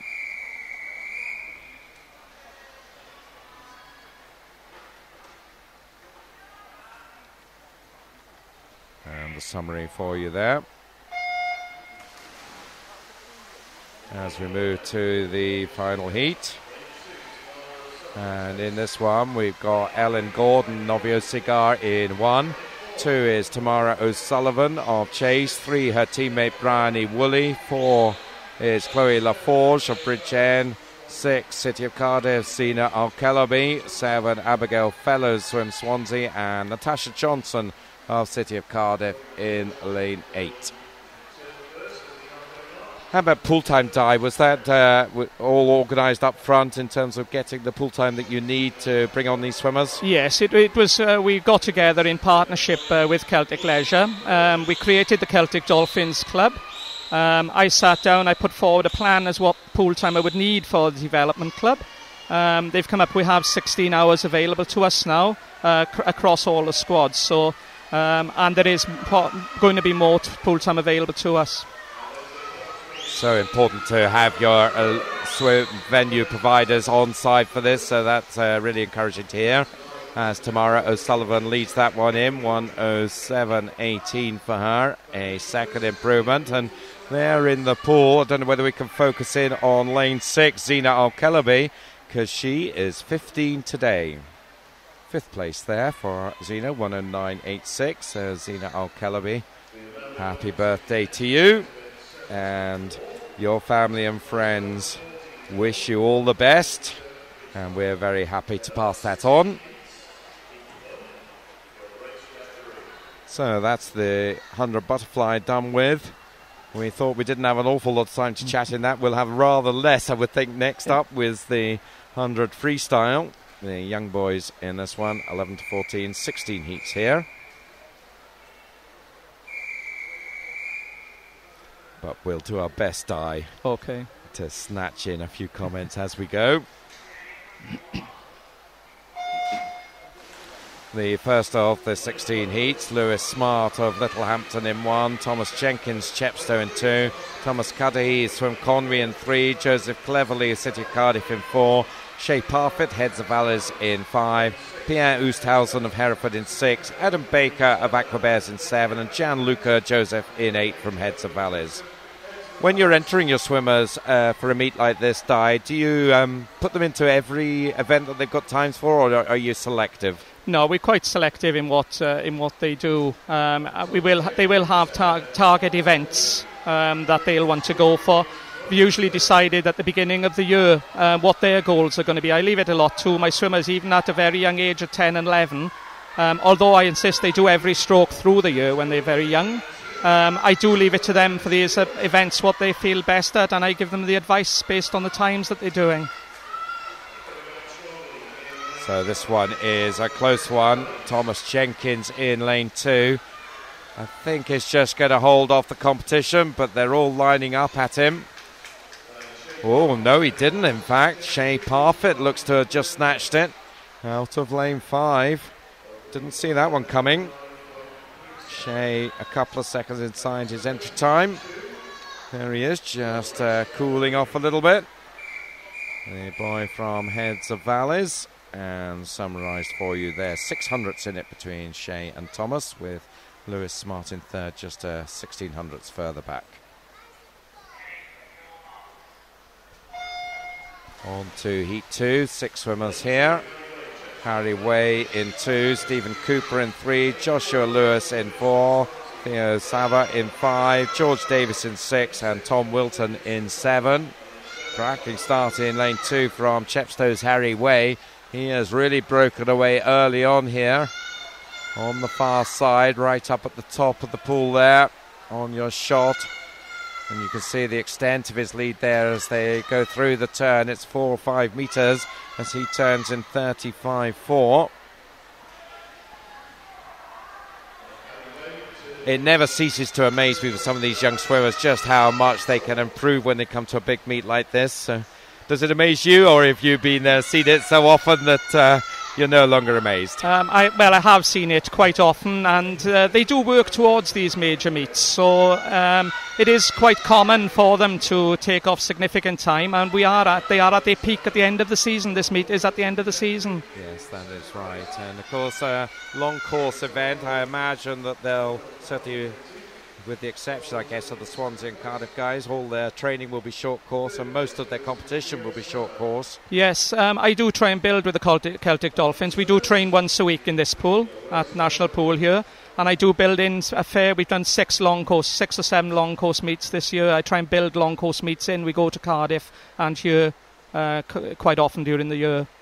So you're able to get long course competition in Wales for you to come yes, to? Yes, we've got both pools now, and they're quite common to get long course competition. So that's a terrific advantage when you get to a meet like this, that they know how to work a 50-metre race. Because some of them, I know, if they've competed short course, do get a bit spooked by the double distance. They do, yes, certainly, and particularly when they hit the middle of the pool for the first time, they're expecting a wall, and it shows. Where is it? Yeah. God, it's another 25 metres away. Anyway, on to Heat 3. Owen Richards in 1, Lloyd Davis in 2, Jacob Goodman in 3, Yestin Francis in 4, Oliver Kenton in 5, Brogan Jones in 6, Nathan Larner in 7, and Morgan Blank in lane 8. So your venues are whereabouts? Our venue, the Celtic Dolphins swim at Pontardawe, which is out at in the Neath Port Talbot area, the Swansea Valley area.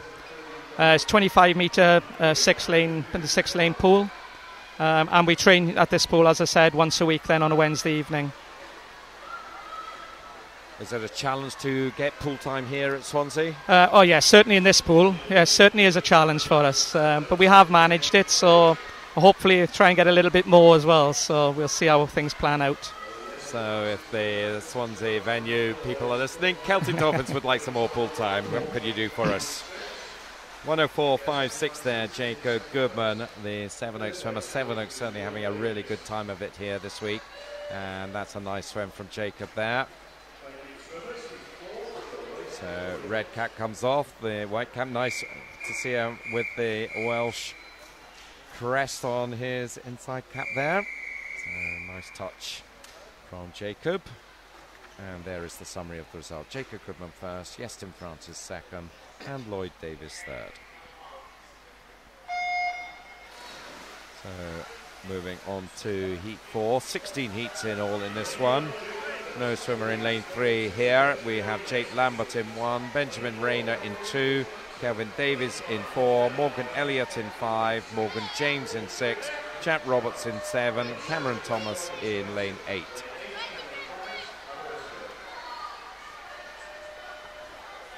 One of the things that certainly I've noticed in Scotland, which is my home area, is that programmes struggle to keep the girls when they're sort of 15, 16-ish, and I'm interested whether you've got experience on that, and if so, what is the way to keep girls in the sport as they go through that age group? Well, I don't seem to be struggling. The club is mainly girls in that area. I have the opposite effect. I haven't got the boys. I think we struggle with them drifting off to rugby at 13 and 14 in Wales. So my challenge is keeping boys. I got predominantly a girls' club, so, okay. So it's quite the opposite, really.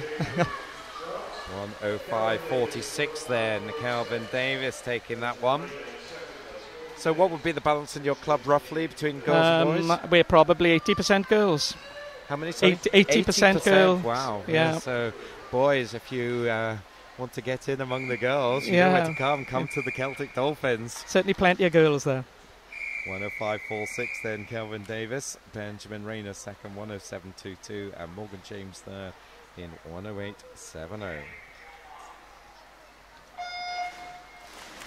Heat 5, Ryan Mahoney of Planchison 1, David Wilson of Sevenoaks in 2, other Planchison swimmer Evan Rayner in 3, Blair Watford of Dumfries in 4, Colm Tobin, Pembs County in 5, Sean Johnson of Swim Gwyneth in 6, Jacob Coleman, RTW Monson in 7, and Sam Crabtree of Planet in lane 8. I've talked to a few people over the week about the wide range of clubs coming from across the UK to this meet. From the perspective of a Welsh coach, how do you view that? As a great opportunity to test yourself, or if they weren't here I could get a few more medals? No, I see it as a great opportunity to test it, and for our swimmers. I'm a coach that looks at it that the medal is a bonus. I try and get them to achieve their personal bests. That's what I try and set in my swimmers. Jacob Coleman looking to get his personal best, 108.70. He was entered on. He's going to be a long way inside that. A lovely swim from Jacob there, 103.05. Second, David Wilson, in fact that's not right. Second, Sam Crabtree, 104.76, and third, Evan Rayner, 107.08. There is a shot of the winner, Jacob Coleman. When you look at the swimmers here, do you see generic strengths and weaknesses in the standard of Welsh swimming, and things that you think, well, we really need to work on this as a group? There are certain points, whether it is the pool space and perhaps the number of clubs within Wales. A lot of smaller clubs, you do tend to fight for pool space. Which was one of my sort of driving thoughts behind the Celtic Dolphins, really, when the thoughts were suggested. It's the way forward to being slightly bigger and sharing your resources, and I think that's what helps, really.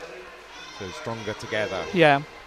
So in Heat 6, we've got John Cooper in 1, Joseph Tibbs in 2, Ben Mottram in 3, Lewis Jones in 4, Joseph McGawley in 5, Daniel Currams in 6, Ethan Gregson in 7, and Johan Evans in 8. With lanes 2 and lane 7, the challengers here, Joseph Tibbs and Ethan Gregson. Abertillery against Mould, and it looks like the Abertillery swimmer Joseph Tibbs is the one who's going to win out in lane 2. Here's entry time 108.33, another good improvement posted, 104.55. Yeah, so that seems to have been quite a trend in Wales in recent years, of bringing these performance groupings together. Yeah, I think it is to try and get it a little bit bigger. A lot of the smaller clubs around the valleys and certainly underneath Port Talbot area. There's a number of small clubs. You share your resources. I think you're going to get better results long term. So as we move on to Heat 7, Dominic Collier in 1, Adam Brown in 2, Charlie Reid in 3, Matthew Emerson in 5, Alfie Morgan in 6, Kelvin Cockcroft in 7, and Joe Stott in 8. So when we're done and dusted tomorrow night, is it time for a break, or are we straight back in the pool? No, we'll be back in the pool next week, a little bit of recovery, and then we go into a 2-week break. So I'll already be starting planning for the next season, really. So I'll take a week off now at the bank holiday week, but I'm planning for next season already. Yeah, coaches don't get a lot of time off. Not a lot. But then, of course, I'm sure you love what you do, so it is. Why would you want to be away from it? Yeah, it's a passion, really. It's not a job. Yeah, coaches, generally speaking, don't do it for the money. No. They do it for the love. And coming up nicely here is Matthew Emerson, another of the Sevenoaks crew. And he's going to take this one, 104.30. Just checking on the time so far. We had a 103 a couple of heats ago, so that's the time still to beat. This one just a little shy of that, 104.30, but a nice improvement for the boy from Sevenoaks, entered on 107. And there he is. And there is the summary of the result. Dominic Collier second and Joe Stock third.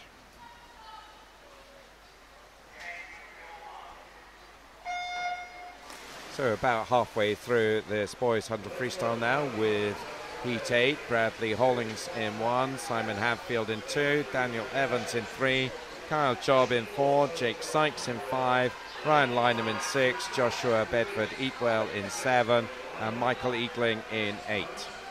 So I'm sure you've started thinking about your plans for next season. Anything you'd like to reveal? Well, we probably follow a similar, because we're a fairly new club, that the Celtic Dolphins there, we'll probably follow a similar programme to this year. I'm hopeful of introducing one away trip possibly to Sheffield for some of the swimmers, so that'll take it a stage further next year. So it's just about, we're a development club, it's about developing the swimmers further and getting these PBs out of them at the end of the day. And lane 7, Joshua Bedford-Eatwell, another Sevenoaks swimmer. He'll be looking for a PB here, being challenged in 3 by Swim Swansea's Daniel Evans, and Daniel's come through very nicely in the second half there, and he takes the honours by half a second in the end, 104.20. Entered on 106.50, so a nice 2.3 second improvement. Second will be the Sevenoaks boy, Joshua Bedford-Eatwell. And third, Simon Hadfield of Chase. There you have it summarised for you.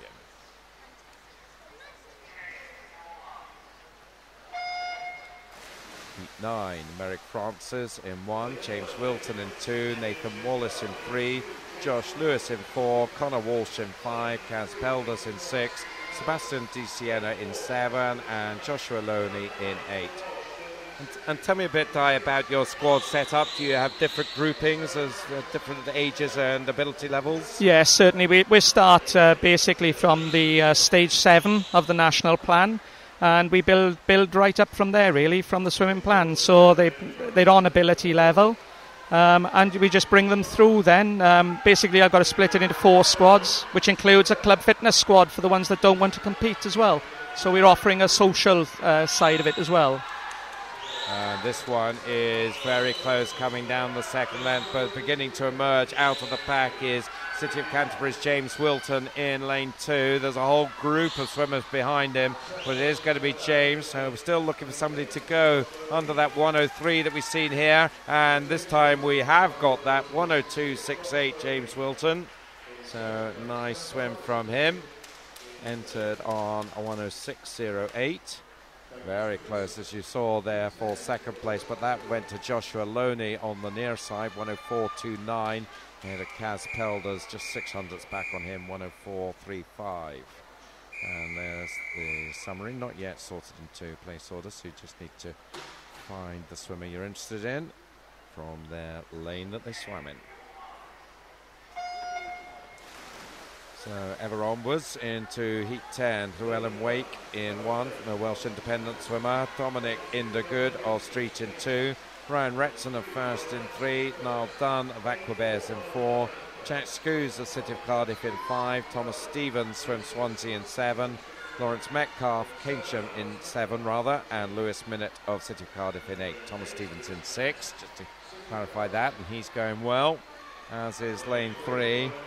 One of the boys of the meet, Ryan Retson, who has been dominant in the 11-12 age group.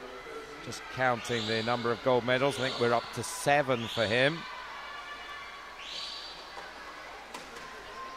You'd particularly like to talk about any messages you'd like to get over?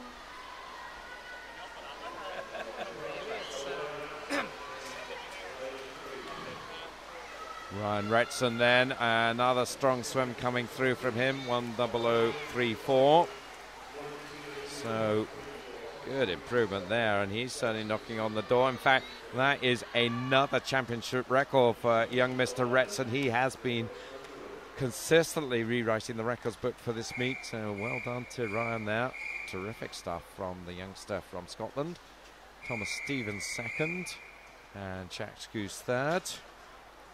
out of lane 5.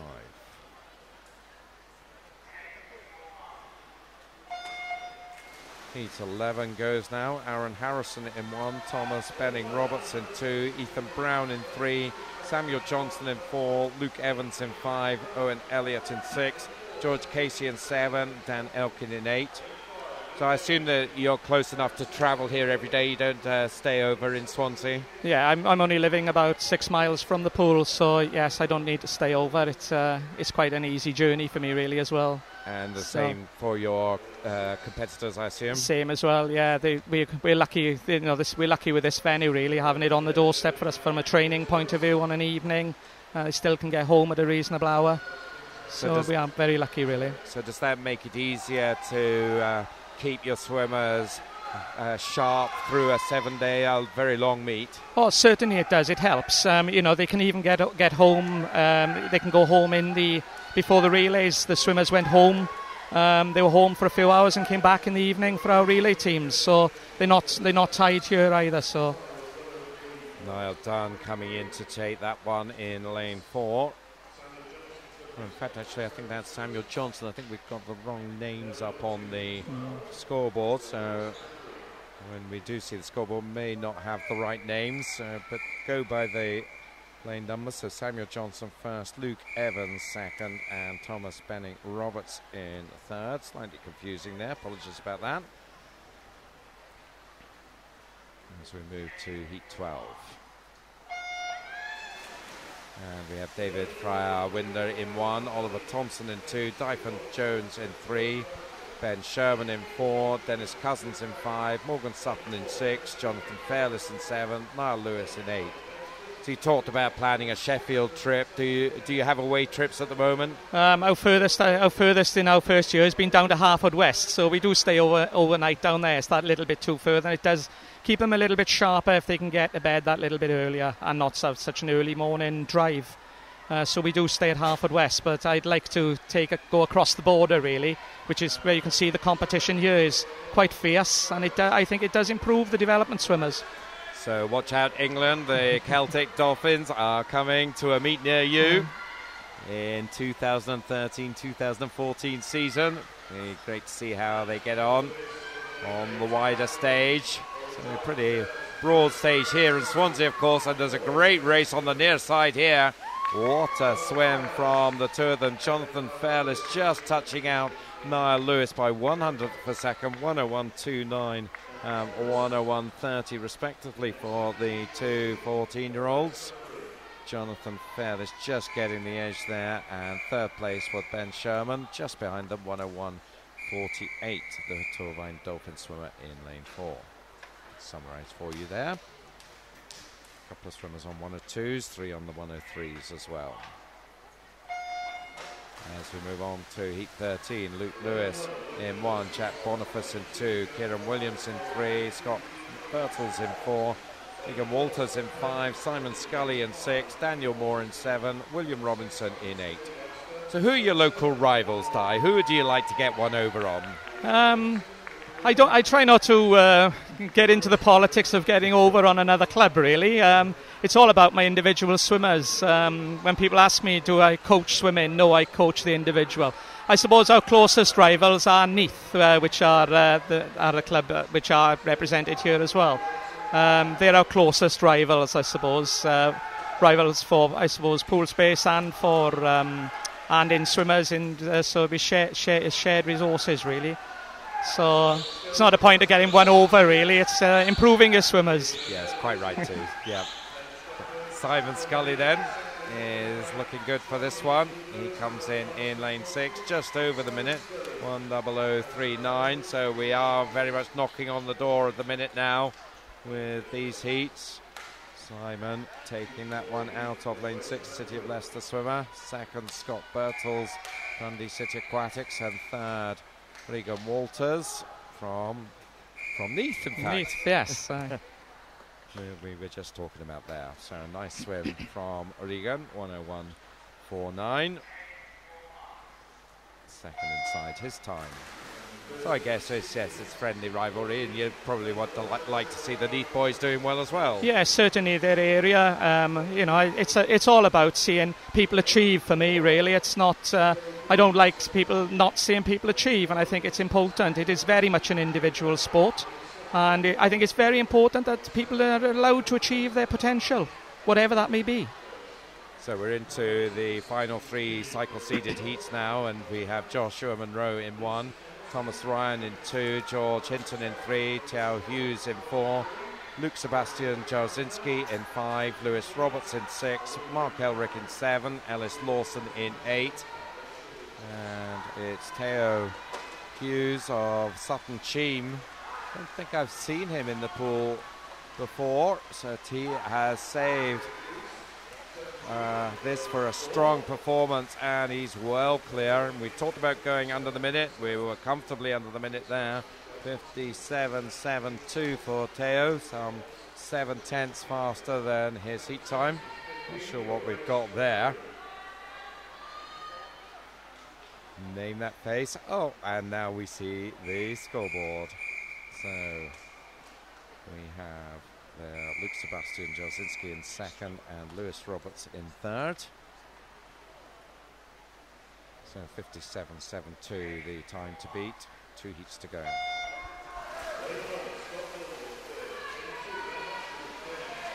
Sign you off at the end of this event? Yeah, that's fine, yeah. 2 heats to go then. Scott Lilburn in 1, Ben Hodgson at Bridgend in 2, Alex Hadley in 3, George Johnson in 4, Jordan Dodd in 5, Evan Goggin-Jones in 6, Benjamin Lawton in 7, Thomas Britton EM in lane 8. So at the turn here, 27.34 for George Johnson from Dumfries. So they certainly won't be sleeping in their own beds every evening during this meet from the southwest of Scotland. But George is going nicely here. Saw him take gold in the 400 freestyle, so showing to the shorter distance as well. 57.72 we saw in the last heat. This is going to be similar, just slightly faster in fact. 57.41, also inside his entry time. Jordan Dodd also coming in under the minute. The Bevington swimmer, 59.03 from the Wirral area in northwest England, and just over the minute Thomas Britton Yem of Abertillery, 10014. The final heat. I'm sure you've got swimmers that you'll be wanting to talk to, so we'll let you go in just a minute. But over the course of this meet, what's been your highlight so far? The course of the meet for me has been the highlights has been the actual standard and the overall standard of the swimming, and it does open your eyes. It's important that the local clubs also have the opportunity to compete at this level, and I think it has shown. It's been an absolutely fabulous meet overall. I think well organised, a really, really good meet. So it's been quite a hard number of days. However, it seems to be meets here are going from strength to strength. So thanks very much for that, Di, and we wish you all the best with your development of the Celtic Dolphins programme, and we look forward to seeing great things from you in the next few years. Hopefully. I hope that'll happen, yes. So thank you very much, Di, as we have the final heat coming in here. Taylor Courtier-Lilly, Kane Rabinall-Hunt, Cameron Crute, Jack Hathaway, Ewan Ronald, Gareth Haberfield, Axel Sauko-Palvola and Billy Hunt, the competitors there, and it was the Leicester Penguin, Ewan Ronald, 57.74, so he'll be right up there in the mix there. 3 swimmers coming in on the 57 second range, and certainly Ewan one of those. 2 other swimmers under the minute, Axel Sauko-Palvola in lane 7 and Kane Rabinall-Hunt in 3rd place, 59.56 for him. So we say farewell to Di. Thanks very much, Di, for your efforts, and as I said, we wish you very well for the remaining day and a bit of this meet, and of course in days to come. Okay, thank you very much. Thank you.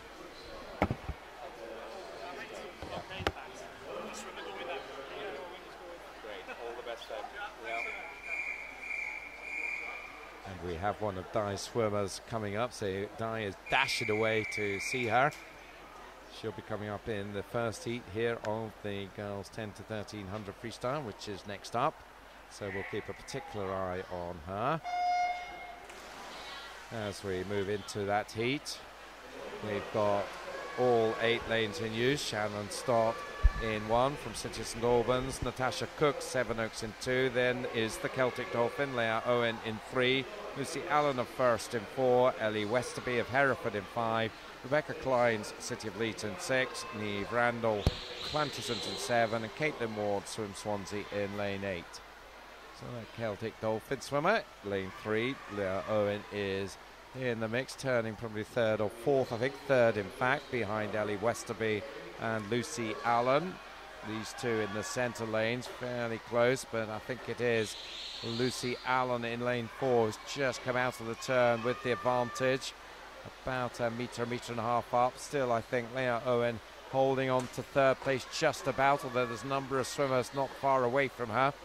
Lucy Allen, though, increasingly strong here. She was entered on 1:11.5 and comes in well inside that, 1:05.64. Second place, Ellie Westerby, 1:07.26. Natasha Cook just nudging ahead of Leah Owen at the end there, 1:08.74 in 3rd place. And Leah with a nice 2-second PB, so Di won't be too upset with that, I don't suppose, although maybe slightly disappointed to see her overtaken in the last few metres there. There's the summary. Not yet in finish order, so Lucy Allen halfway down there, the winner, 1:05.64.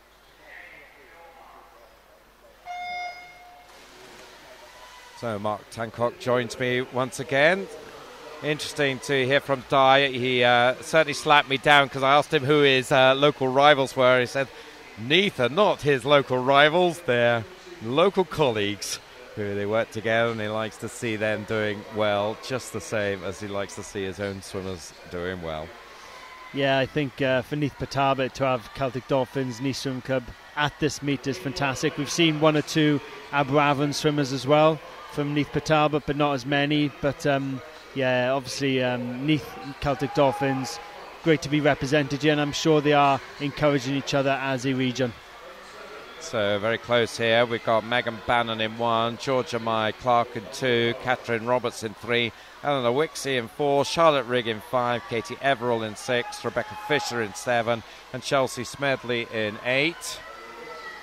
Over on the far side, Megan Bannon of City of Leeds is pushing hard and maybe just edging past the swimmers in the centre lanes, although it's close. Her colleague, in fact, taking it, lane 7, Rebecca Fisher.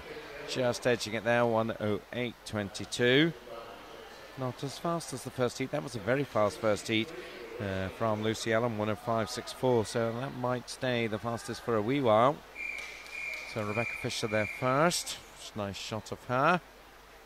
Megan Bannon second, and Katie Everall third. In fact, tied for second there, Megan Bannon and Katie Everall, both on 1:08.50.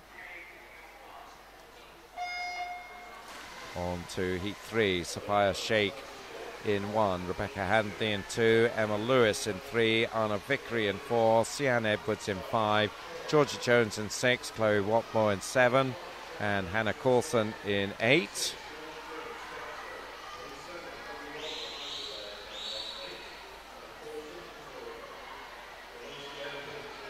So coming down the first length, looks like maybe it's lane 5, Sian Edwards, who's going to turn in the lead. Yes, it is, 32.45, similar to the previous heat.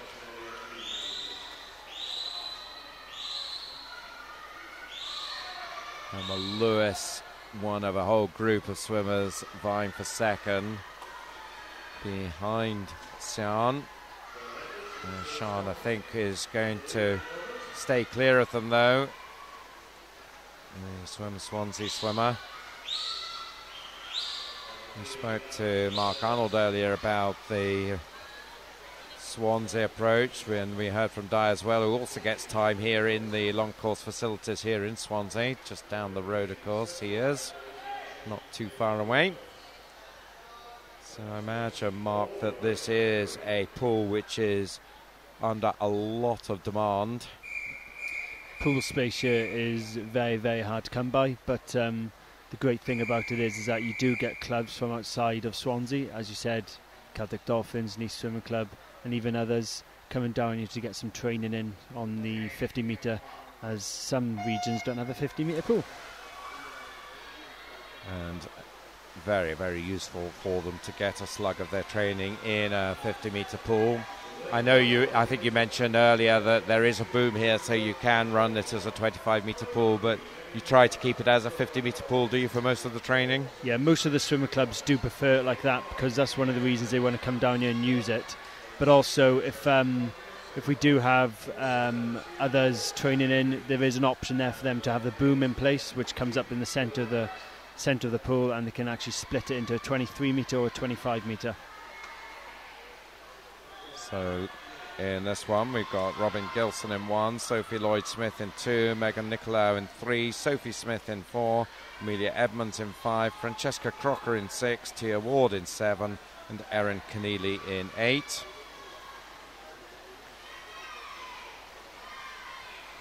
And lane 4 is leading the way. Sophie Smith of St Thomas, 1:10.11 entry time for her. 1:04.78. So Scott Haxton, her coach, will be pretty happy with that, I think. St Thomas down from Arbroath. I think we've talked about them before. Just trying to educate the Welsh about Arbroath Smokies. Don't think they are taking me up on the offer on them, though. Megan Nicolau second there, and Robin Gilson third. But Sophie Smith has had a very good meet for them. Absolutely smashing her entry times. As we move on to Heat 5, we have Rhiannon Haynes in 1, Laura Lukacs in 2, Amy McCrosty in 3, Lauren Wilson in 4, Freya Watson in 5, Rhiannon Bowen in 6, Laura Dedman in 7, and Hannah Myers in 8. Rhiannon Bowen of Keynsham will be just emerging into the lead here. You can see that in lane 6. It's going to be about a metre and a half up. 31.73 for her.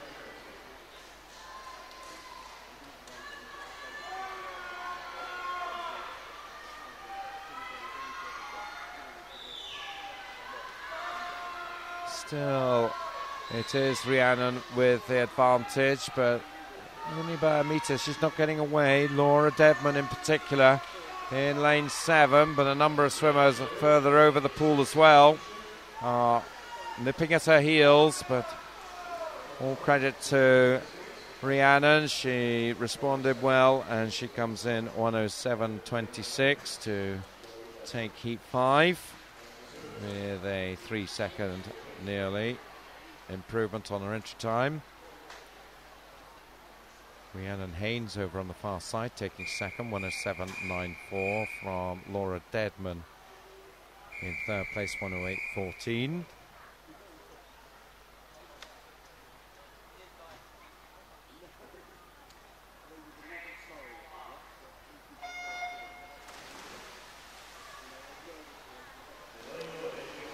So we move now to Heat 6, and we have India Ford in 1, Kayla Lawson in 2, Sophie McCallum in 3, Alex Lynch in 4, Alara O'Rourke in 5, Lucy Gerard in 6, Sophie Blake in 7, Amy Dixon in 8. I see, Mark, you're checking on the Twitter feed. Are the messages coming in? Yeah, we've had lots of messages today. We've had some birthday messages as well from Anna Richards, a special birthday pose with @dolphin_dash, #team TD supporters. Happy birthday. Today, theme for the Twitter and also for Facebook is strike a pose. So #strike a pose, whether that be with all your swimming colleagues or swimming clubs throughout. Send the pictures in, and we can have a look at them and then get the finalists tonight up onto Facebook. And whoever wins the photo challenge wins a free swimming cap.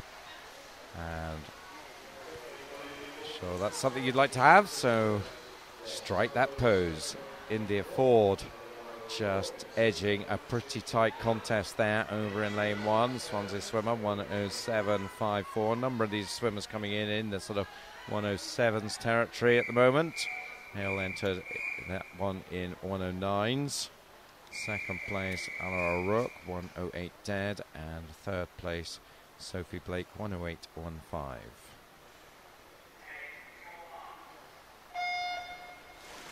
Moving on to Heat 7, Tamsin Wilmshurst in 1, Mena Phillips in 2, Sophie Braven in 3, Demi Evans in 4, Arabella Haley in 5, Sophie Dodd in 6, Lena Spoger Ward in 7, and Rachel Bate in 8.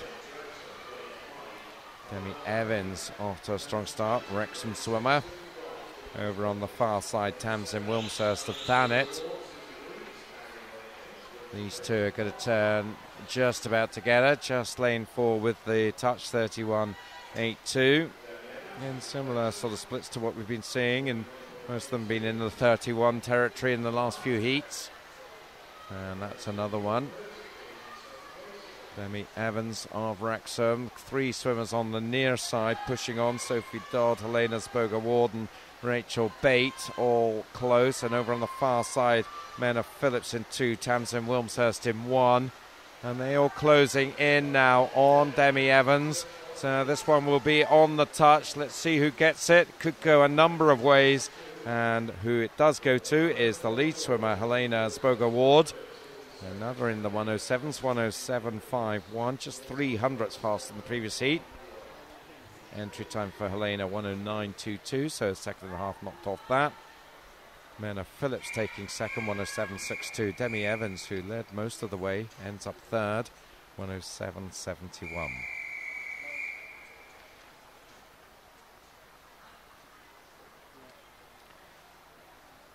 Summarised for you as we move on to Heat 8.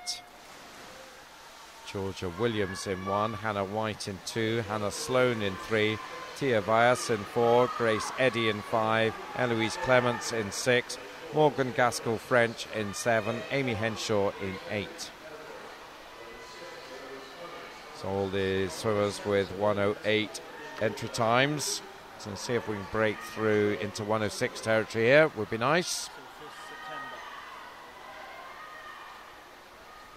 Coming to the turn, and that goes to Hannah Sloan, 31.85. Of course, don't forget we had that very fast swim right at the top of the event, 105.64 from Lucy Allen. That still is the fastest, and all the way up to Heat 8, so just shows what a great swim that was. Let's see if anyone can get close to that here. Lane 3, Hannah Sloan is leading them back down the pool from Lane 5, Grace Eddy. They're going to be 1 and 2, I think. Certainly Hannah Sloan will take it. And that is faster than we've seen, 106.43. So we asked for a 106. We got a 106. Well done, Hannah. Second, in fact, was Morgan Gaskell French, just nudging it. In fact, another tie for second place. We've seen a few of those this morning. 108.20 for Amy Henshaw, along with Morgan Gaskell French. But there was the winner, and there's the summary of the result.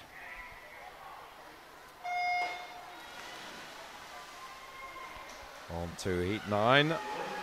Lauren King of Newport in 1, Lowry Pierce swims Swansea in 2, Lowry Matthias of Novoselic in 3, Kirsten Laurie of First in 4, Abigail Rylant of Leyland Barracudas in 5, Anna Donkin, City of Leicester in 6, Rebecca Lee Black swims Swansea in 7, and Elizabeth Arnold also swims Swansea in lane 8.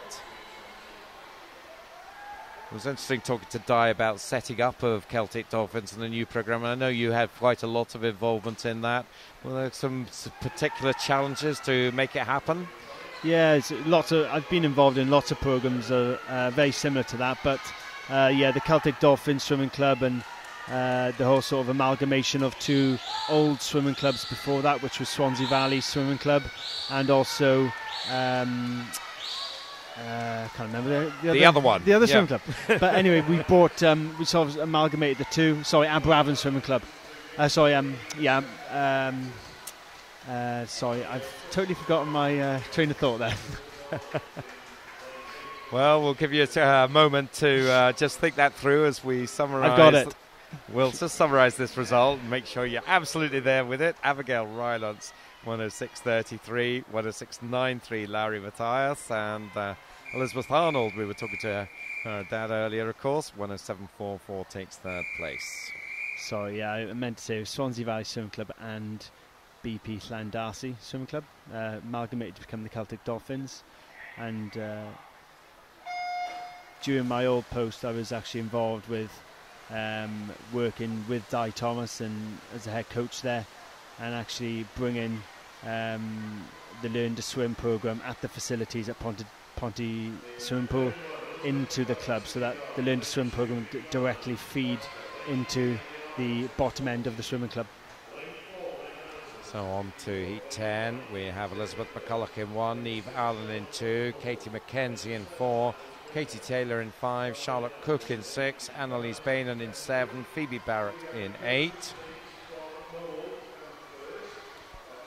And it looks like lanes 5 and 6, Katie Taylor and Charlotte Cook, first and Mould respectively, side by side coming down the pool. A good competitive one here, but Katie Taylor maybe just edging ahead with 10 metres to go. Over on the far side, also going well, Elizabeth McCullen ahead of Neve Allen. Elizabeth McCullen, I think, has moved up into second place now, but it is Katie Taylor who takes it, 105.56. So we are now starting to see the times coming down. Just check against her teammate, and it was just nudged faster than Lucy Allen from the first heat, so that was 105.64. So it's taken to get to Heat 10 to get past that time, and it was her teammate that did it, Katie Taylor. Second there, Elizabeth McCulloch, 106.19, and Neve Allen in third, 107.01. On to Heat 11. Entry times 107s. Reserve has come in here, Alice Oliver, so she goes in lane 5. Expect her to struggle to keep up with the others, I would think. But she gets her opportunity to swim here in the Welsh National Pool. Running through the field, Megan Rogers in 1, Katie Hicks in 2, Fionn Andrews in 3, Heather Wheel in 4, Alice Oliver in 5, Danielle Richards in 6, Isabella Berlin in 7, and Natasha Hamilton-Walker in lane 8. 11, 12s and 13-year-olds all involved in this one. And it's lanes 3 and lane 4. Very close together. Fionn Andrews just a 10th ahead of Heather Wheel at the halfway mark. 31.52. The leading split there from Fionn. Also up there in lane 7 is Isabel Berlin. Crawley girl.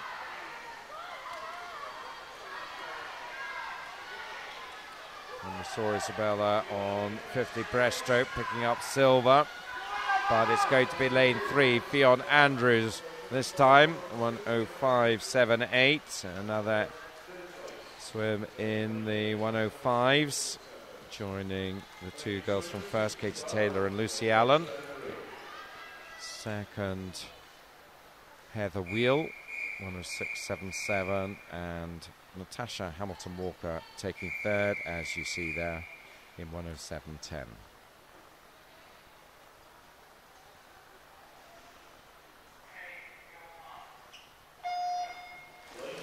On to Heat 12, Samantha Allen in 1, India Birch in 2, Catherine Fry in 3, Emmy Thomas in 4, Lucy Buchan in 5, Rachel Weller in 6, Alicia Hawkins in 7, Lucy Grimes in lane 8.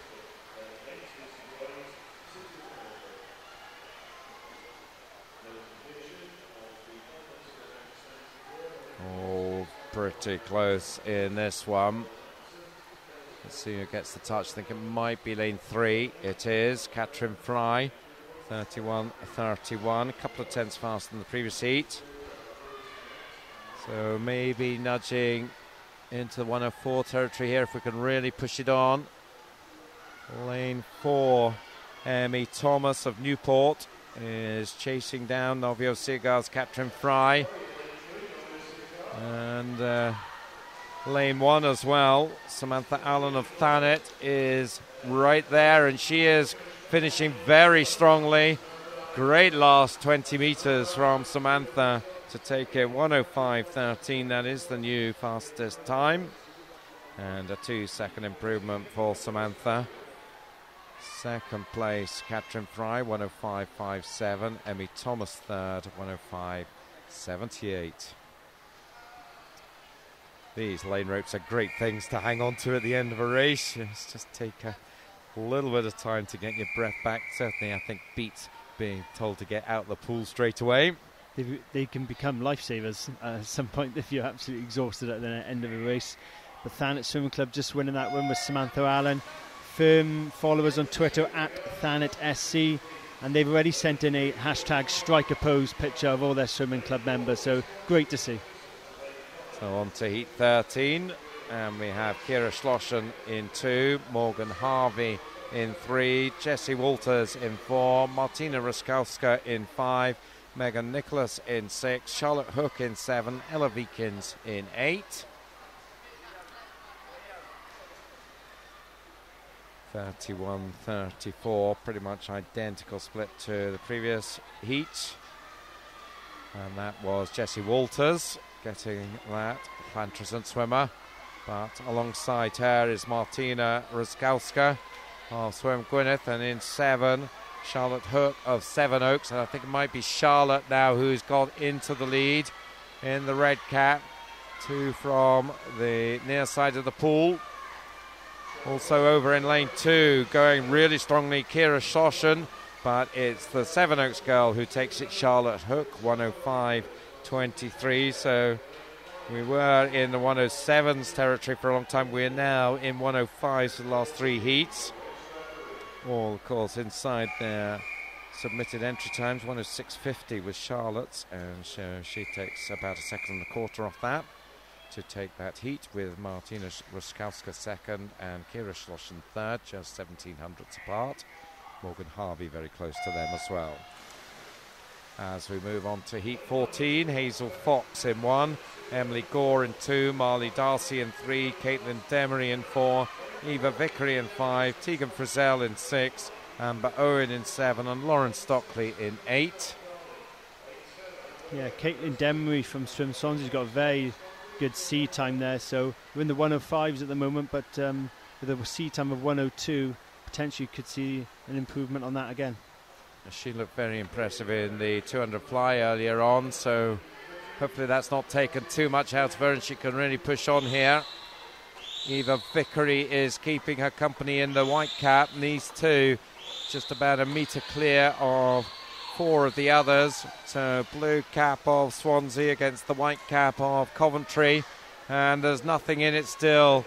About 10 metres to go. Maybe Eva Vickery just has the edge here. You'd expect them both to get places in the final, but it's going to be Eva who just goes fastest, 1:02.11. Maybe Caitlin just feeling the effects of that 200 fly earlier on.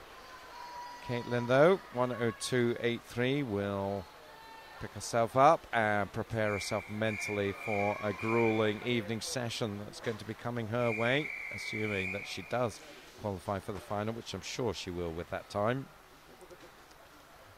Oh, you can see Marley Darcy there in 3rd place. I can tell you her time, 1:04.78. There you go. Just got a glimpse of it there. And moving on to heat 15 now, Isabel Bunn in 1, Molly Smithfield in 2, Emily Johnson in 3, Hannah Denny in 4, Amber Mason in 5, Beth Constance in 6, Pavan Mawaha in 7, Kerry Sinclair in 8.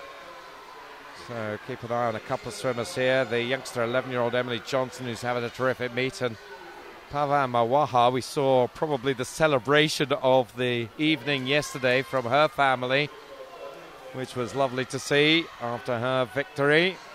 That was in the 100 backstroke. But leading them in this second last heat is Thanet's Hannah Denny, the 100 fly gold medalist, 50 free gold medalist. She'll be aiming to get number 3 here in the 100 freestyle. Certainly is well clear of her competitors in this heat. And 1:01.73 is the new fastest time, half a second inside her entry time. So I think she'll be well enough happy with that. Second place, Pavan Marwaha, who we were talking about, 104.22, so I wonder if we'll be seeing her in the final. And third, Amber Mason, 104.59.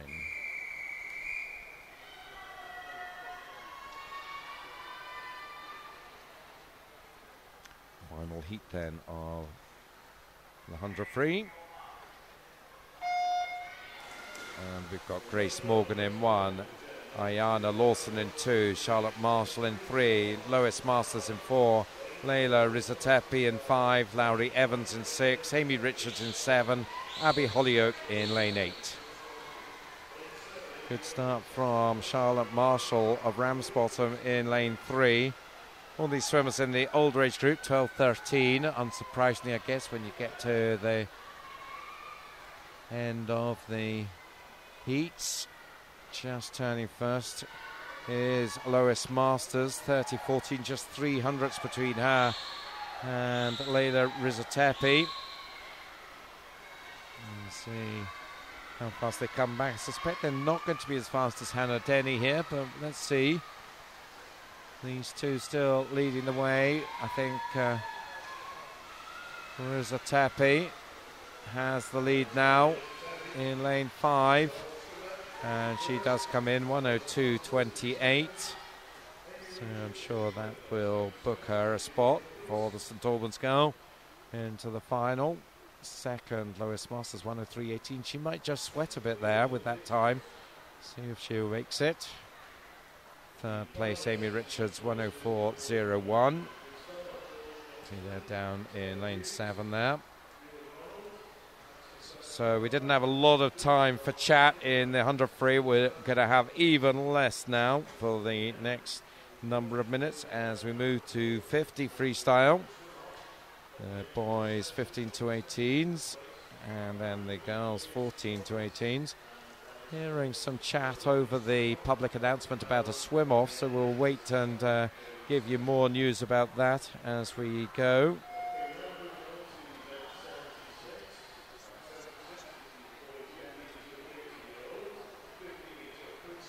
So, in the meantime, you can see there the swimmers preparing to go. We've sort of moved in, of course, for the single length events. 50 freestyle, of course, a classic event. The 150 that is part of the Olympic program. My favourite. Get in there and just thrash it out as quickly as you can. First swimmers are in the 29-30 range. Liam Walsh, I think, might be the multi-classification swimmer in lane 8. Watch for him as well. So David Broom in 1, Richard Healy in 2, Samuel Matthews 3, Adam Musgrove in 4, Luke Robbins 5, Jack Allen in 6, Daniel Jones in 7, and Liam Walsh in 8. Lane 6, Jack Allen of Swim Swansea maybe just has the edge here. Quite often you just really can't tell at all, but he's certainly got the advantage. Although, well, a number of swimmers just behind him, but he's still got about half a metre as they come in, although that is closing. But Jack does hold on to take it 28.48. Nice improvement, a second and a half on his entry time. And completing his race, Liam Walsh there, the multi-classification swimmer, 38.42 for him. Imagine we'll see him picking up a medal for his multi-classification swim as he makes his way out. You see there, looks like he has no control really over his left arm, so hence his disability there. As we move on to heat 2.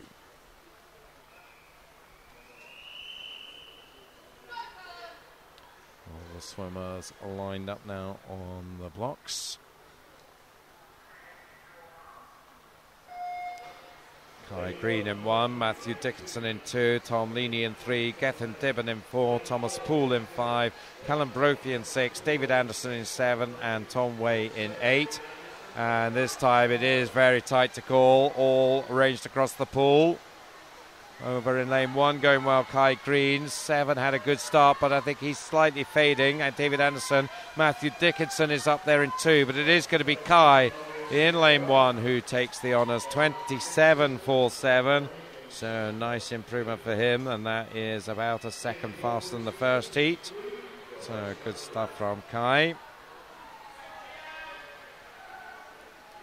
Yeah, 2 seconds on his seat time as well, coming into it. Brilliant stuff by Kai. Mark Dickinson second, Tom Leaney third.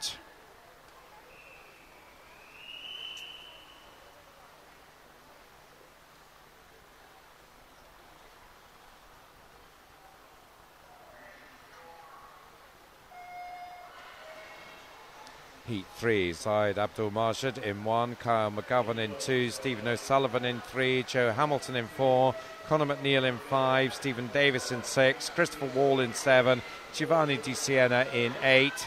And again, they're going down in a line here. You call a winner at this stage, you're a brave man. And that's not me. Let's see how it works out. Lane 3 maybe is going to edge it, yes. It's easier to call it when they're 2 metres out than when they're 50 metres out. And it is Stephen O'Sullivan, 27.84 from Conor McNeil, 27.92. Joe Hamilton, another 600ths back, 27.98. Very close there. Just 2 tenths between the top 5 swimmers.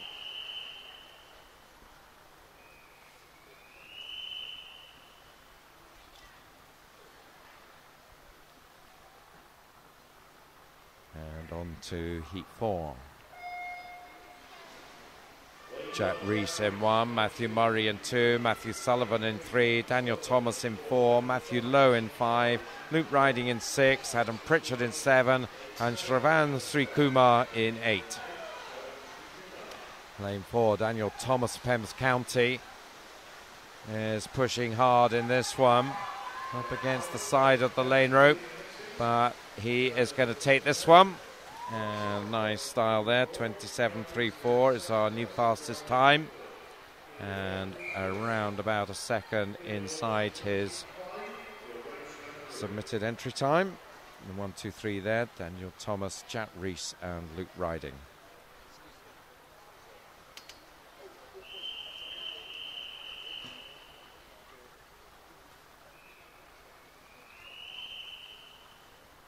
So Heat 5 up now.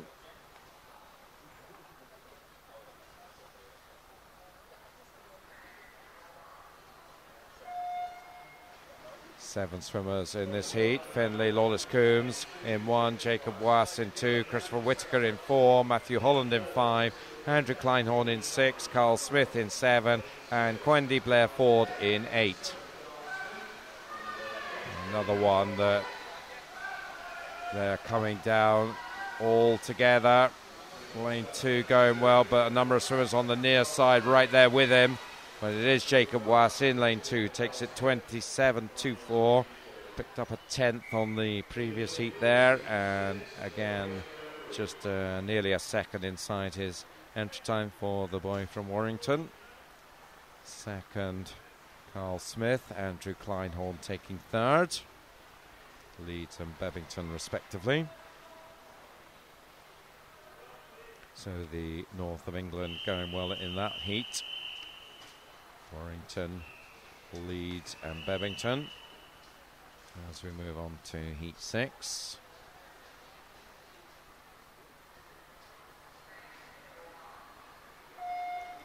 Isaac Williamson Evans in 1, Nathan Watt in 2, Liam Hall in 3, Callum Wellman in 4, Oliver Ford in 5, Guto Williams in 6, Euron Roberts in 7, and James Stephen in 8. Entry times 27.5 up to 27.8. And again, they're steaming down the pool in a line here. Lanes 1, 2 and 4 I think are going to sort it out between them, and it is lane 2. Nathan Watt of Arbroath St Thomas who takes it. First time we've nudged under 27 seconds. Nathan coming in 26.88. From lane 1, Isaac Williamson Evans, he's second, 27.01. Callum Wellman third, 27.17.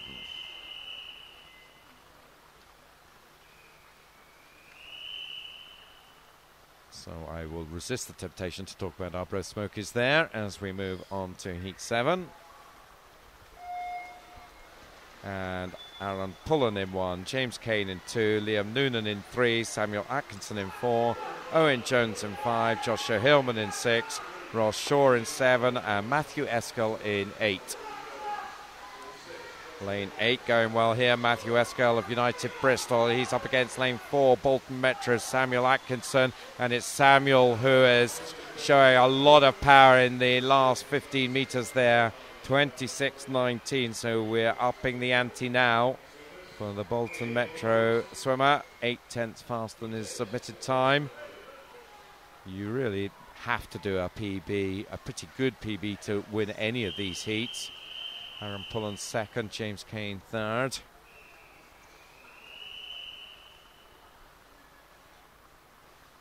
I don't see many from Bolton Metro down here, but Samuel Atkinson putting in 26.19. Fantastic swim.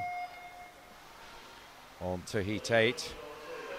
Carl Taylor in 1, Jack Talentire in 2, Alex Rosser in 3, Tor Wheeler in 4, Joe Lynch in 5, James Ross in 6, Adam Horton in 7, and Stephen Morris in 8. Lanes 5 and 6 and 8, I think the contenders here. Maybe it's the yellow cap of James Ross. Should I be surprised about that? No, I don't think so, given the meet he's had. 26.16, just 300ths faster than Samuel Atkinson from the previous heat. And another one improving on his heat time by 6/10 this time for the 15-year-old from Warrington. Not too many of the younger age groups still to come. A few of them, though, so keep our eyes on them. Can they beat James Ross, 26.16? As we move on to Heat 9, Conor Lowry in 1, Mitchell Walmsley in 2, Michael Gray in 3, Thomas Sinclair in 4, Owen Roberts in 5, Kieran Kennedy in 6, Thomas Hitchin in 7, and Jake Barnett in 8. Lane 7, Thomas Hitchin of Hereford may just have the edge here, though. Coming up now, Thomas Sinclair of Aquasulis. And I think maybe, oh, it was close. Owen Roberts, in fact, by 100th of a second. 25.68 and 25.69. Thomas Hitchin, 25.75 in third. So very, very tight, that one. Owen Roberts just nudging it, the Nova Centurion swimmer. Another very strong program with just one or two swimmers here. They will be in mass at Sheffield at the moment, I'm sure. As we move to Heat 10.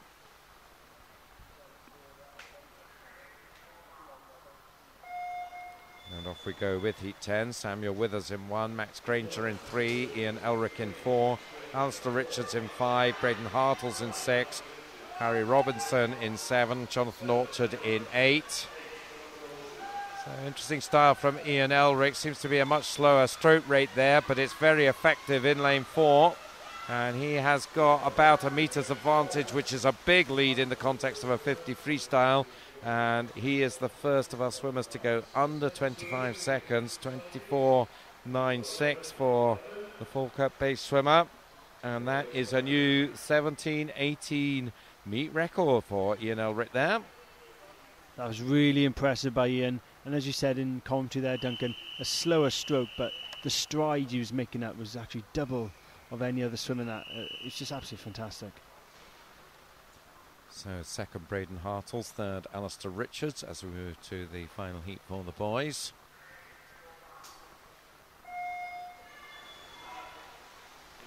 And we have Elliot Bloor in 1, Samuel Wild in 2, Lee McDonald in 3, Thomas Smith in 4, Andrew Plummer in 5, Joel Allen in 7, and Dalton Reed in 8. So time to beat 24.96. Let's see how close they can get to that. In lane 4, it's Thomas Smith, Andrew Plummer beside him. I think they're going to be 1 and 2, with Thomas Smith coming in 25.46. I think that will make him second fastest into the heat. In fact, he goes in the younger age group, in fact, the 15-16, so I think he'll have pride of place in lane 4 in that one. Andrew Plummer just behind him, 25.76, and Lee McDonald third, 25.87. Interesting that Leander's Toby Sariki just sat that one out. We saw him swimming earlier. I think we talked about him, the gentle giant. Yeah, I was quite surprised at that. Actually, maybe he's got a knock, or maybe he's just trying to prioritised now as events, but I'm actually quite surprised he wasn't in that then. But yeah, he is, well, like a lot of these swimmers, very large in size. So, Toby, I hope everything's okay with you. We hope to see you swimming this evening. As we move on to the girls 50 freestyle, this is our last event of this morning's session, but there's plenty of it, 15 heats. And we've got 4 going in this first heat. Jordan Marjorie in 3, Rebecca Nelson in 4, Caitlin Chivers in 5, Rebecca Donnelly in 6, 2 multi-classification swimmers in the outside lanes and the able-bodied swimmers in the middle, Rebecca Nelson and Caitlin Chivers. We'll focus on them for the moment because it's a very close race between them. 32.7 and 32.9, Cardiff against Neath. I think it's the Cardiff girl, maybe just has got the edge. Rebecca Nelson, she takes it 31.02. Then we come to the 2 multi-classification swimmers, and it's lane 3. Jordan Marjorie, 41.98 entry time, and she comes in 42.53, so just off her time. And then the bridge end girl, Rebecca Donnelly, 47.10, so good improvement from Rebecca of 1.3 seconds. Now I'm guessing here that those times from those 2 girls will get converted into disability points to decide who the winner is, so we'll just have to wait on that because we don't know up here the 2 different disabilities.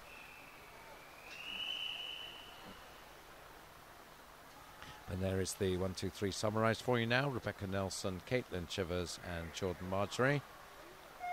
As we move on to Heat 2. Lauren Flynn in 2. Owen Richardson, just need to check her first name, not on our start sheets. In 3, Sarah Mahon in 4, Caris James in 5, Leanne Keevy in 6, Fionn Williams in 7, Bethan Williams in 8. Really close here. Lane 4, I think, maybe just has the edge. That is Sarah Mahon. I think she's going to take this one, and she does, 31.06.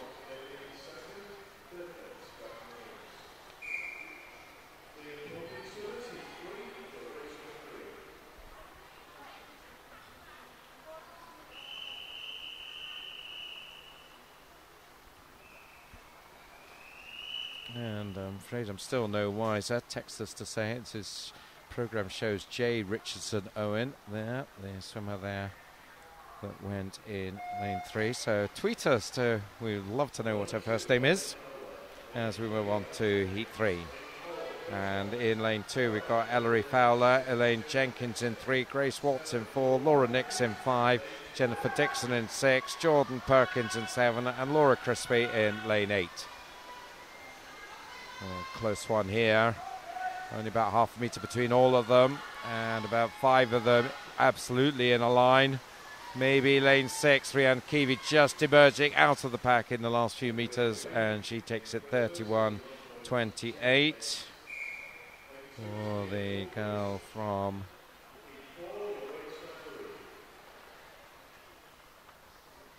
just checking them. In fact, I think I might have misled you there on the swimmers there. Jennifer Dixon, that was. I think I was just out by a heat. Jennifer Dixon taking it 31.28.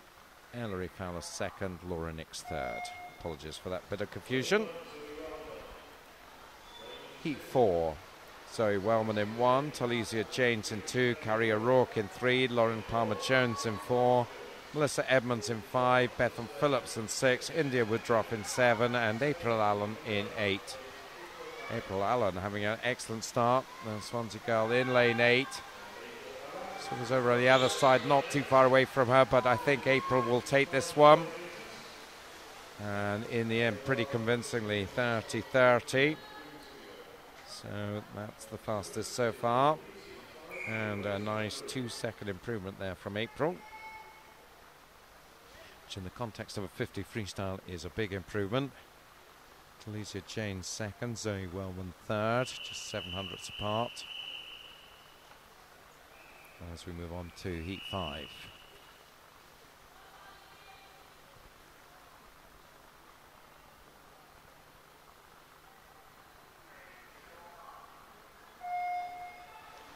Lindsay Sword in 1, Rachel Kempton in 2, Sadie Milton in 3, Annie Williams in 4, Holly Thomas in 5, Kirsten Duncan in 6, Bethan Whiddon in 7, and Mari Chaplin in 8. Holly Thomas, Novio Sirgar, has just got her nose in front of this one in the red cap. Pushing hard to try and catch her is Kirsten Duncan, but it will be Holly who takes it, 30-41. So still knocking on the door of 30 seconds. We're looking to get through that in the next heat or two. Second place was Kirsten Duncan, 30-84. Annie Williams taking third, 31-21. There you have the summary.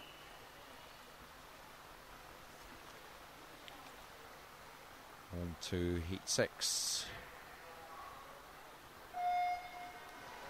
Lois Hopkins in 1, Chloe Lowe in 2, Lucy Fairbanks in 3, Catherine Parsonage in 4, Bethan Catchpole in 5, Isabel Davis in 6, Emily Gordon in 7, and Zoe Nichols in 8. Zoe Nichols in 8, and over on the other side of the pool, Lois Hopkins in 1, Amphibians and Swim Swansea respectively, and I think it's the Swansea girl, Lois Hopkins, over in lane 1, who's looking good for this one. In fact, in the end, it was an emphatic victory there, and we do go under 30 seconds. Terrific swim from Lois there, 29.05. Over a second ahead of the field there. Zoe Nichols second, Lucy Fairbanks third. Nice shot of Hugh Griffiths there, who has joined me in the last few days in the commentary position. Taking it easy there at the side of the pool. Oh, it's a great life. Skiving, I call that, I think. But no, he's keeping an eye on some of the swimmers here today. On to heat 7, Jessica Clifford in 1, Jazz Strubwick in 2, Bronwyn Schaderberg in 3, Rebecca Jennard in 4, Molly Street in 5, Catherine Ross in 6, Rebecca Klein in 7, Jodie Beddoe in 8. This time it's Catherine Ross leading them in the yellow cap in lane 6. Bowder meet her up, closing that slightly, but they're not going to catch her. She takes it, 29.65, also gets under the 30 seconds. Probably for the first time, I would think. 31.01 entry time. Second, Bronwyn Schaderberg, and third, Jessica Clifford. There is Catherine. The Ross family will be very happy with what they've done so far throughout the meet. Catherine obviously doing a great job. And we move on to heat 8. I was going back to Hugh Griffiths, the disability manager here at Swim Wales, and we've seen a few of his protégés this morning. Naomi Hughes in 1, Caris Thomas in 2, Megan Branney in 3, Annalise Baker in 4, Emily Hall in 5, Chloe Pritchard-Sharkey in 6, Jasmine Newman in 7, Jennifer Sharp in 8. Too tight to call this one. Lane 7 and lane 1, I think, are going to sort it out between them. And a touch going to lane 7, Cardiff's Jasmine Newman. 30-24 rather, so just going the wrong side of 30 seconds in that heat. But still an improvement on her entry time by half a second. Naomi Hughes second, Annalise Baker third. Yeah, I know Hugh works extremely hard with lots of classified swimmers across Wales, and he's obviously here today keeping an eye on a few.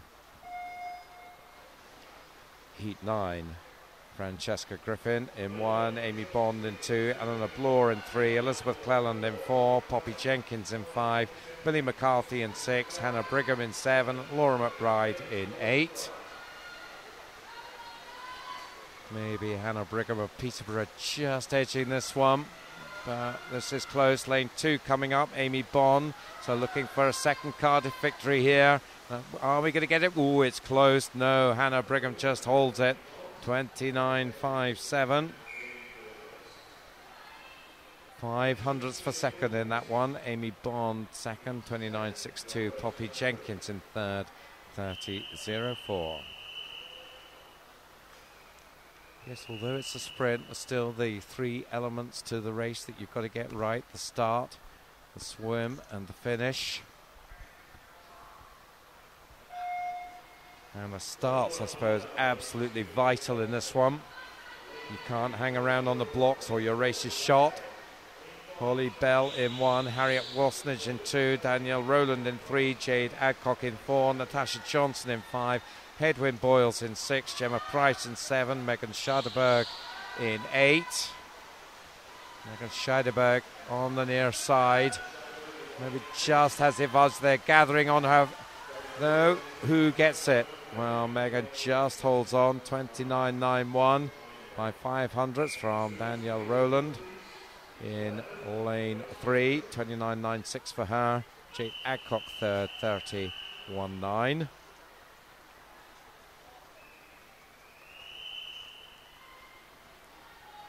Five heats to go. It's been fairly up and at them this morning. 2.5 hours in. And not too long now before we come to the end of proceedings, with Jenna Lafferty in 1 here, Rebecca Evans in 2, Emma Sutton in 3, Rachel Heatham in 4, Laura Kew in 5, Ellen Gordon in 6, Kate Owen in 7, and Lauren Rigdon in lane 8. Over on the far side, Jenna Lafferty first, I think, will be very happy with their performances this week, and she's one of their number. Cracking race on the near side, Kate Owen and Lauren Rigdon, but it is Jenna Lafferty who takes it, 29.12. Just looking up the previous results, we're still 29.05. Lois Hopkins back in heat 6, the fastest for 14-year-olds. Jenna Lafferty just 700ths back on that, with Kate Owen second in that one and Lauren Rigdon third. As we move on to heat 12. Alexandra Sack goes in 1, Nicole Parrish in 2, Megan Squire in 3, Georgia Callender in 4, Annie Keppel-Palmer in 5, Abigail Fellows in 6, Emma Williams in 7, Stephanie Strang in 8. Now Sevenoaks, I'm sure, will be another programme very happy with progress, and Annie Keppel-Palmer has been right up there for them. She's in lane 5 and challenging for the lead along with Emma Williams of Clantrison. And lane 4, Georgia Callender coming up, but I think it will be the Sevenoaks girl who takes it. She does, 29.15, so a lot of these swimmers now just over the 29 seconds. Yeah, Annie Keppel-Palmer took an age to come off the start then. It just goes to show how important the start is if you're talking about the 3 phases of the race. And she was the last one up as well, and it saw her home in a great time of 29.15. Georgia Callender second there, Emma Williams third. There's the summary. Heat 13. Lydia Stratford in 1, Nadine James in 2, Tamara O'Sullivan in 3, Carla Thornwell in 4, Victoria Ward in 5, Hannah Davis in 6, Katie Rees in 7, and Melanie Rowland in 8. Novia Cigars, Hannah Davis in the red cap this time, lane 6. She's coming under some pressure now as they come to the wall though. Oh, just lost it on the touch there. Carla Thornwell, 28.61, was the one who took advantage. Hannah Davies just 300ths back on her, 28.64, and Tamara O'Sullivan in third, 28.67, just 600ths between the top 3 there. So the third of those elements coming into play there, the finish. And Carla just getting slightly better positioning onto the wall there to just edge the win. So a couple of empty lanes in this one, with Lauren Smith in 1, Claire Beddoe in 2, Philippa Doyle in 3, Paige Fellows in 4, nobody in 5 or 6, so we've got Eleanor Bailey in 7 and Phoebe Love in 8. Lane 4, Paige Fellows of Trowbridge is going to take this one pretty comfortably, certainly compared with what we've seen earlier. And that is clearly the fastest time we've seen so far, 27.70. Youngest in that race as well, Paige, great swim. Second, Eleanor Bailey, and third, Claire Beddoe. And that is another championship record broken there from the 14-year-old. The 14.15 record was 28.14. So well done to Paige as we move to the final race of the morning. And we've got Katie O'Malley in 1, Rachel Richards in 2, Emma Mitchell in 3, Billy Joe Barry in 4, Tiffany Bachelet in 5, Terry Johnson in 6, Olivia Beavers in 7, and Jessica Devereaux in lane 8.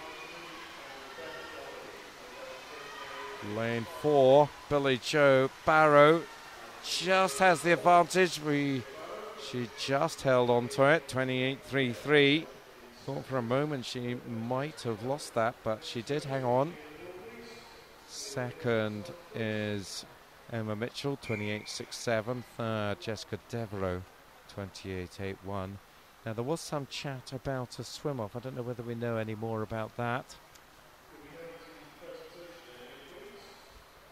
We do have a presentation to come. That will be these two girls, I think, that we saw in the first heat of this girls 50 freestyle. Just wait for confirmation of that, and we'll try and let you know whether there is a swim off or not as well. Is anyone able to find out whether there is a swim off or not? It looks like there's two boys there getting ready to go, so we need to know who they are and what they're doing.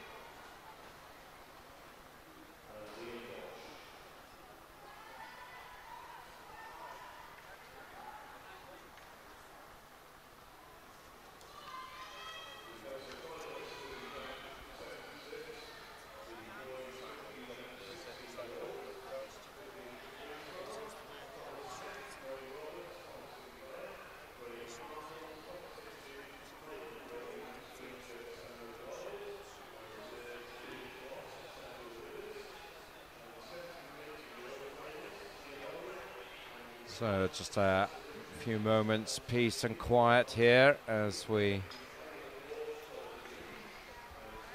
wait for that multi-classification presentation, and there certainly are two swimmers at the end of the pool looking as if they're getting ready for a swim off. It looks that way, doesn't it? Yep.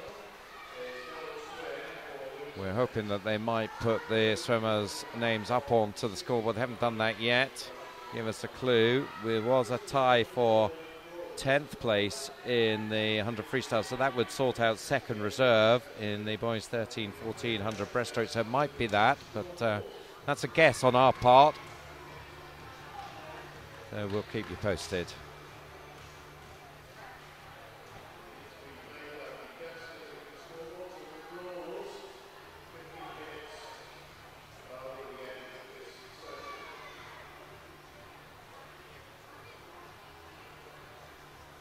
David, are we able to find out about who these swimmers are in this swim?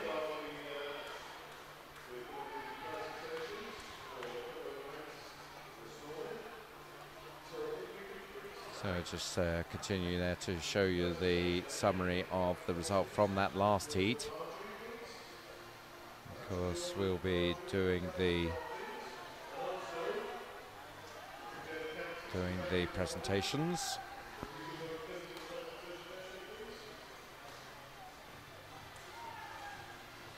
And I think it is the presentation coming up, because we talked to Di Thomas earlier on, the coach of Celtic Dolphins, and it's one of his swimmers who was one of those multi-classification swimmers who will be receiving medals from that 50 freestyle. Jordan Marjorie of Celtic Dolphins and Rebecca Donnelly of Bridgend. We'll find out who is the gold and who is the silver. First home was Jordan, but of course it's then converted into multi-classification points. Closest to the world record for the classification picks up the medal. So we'll see who that was.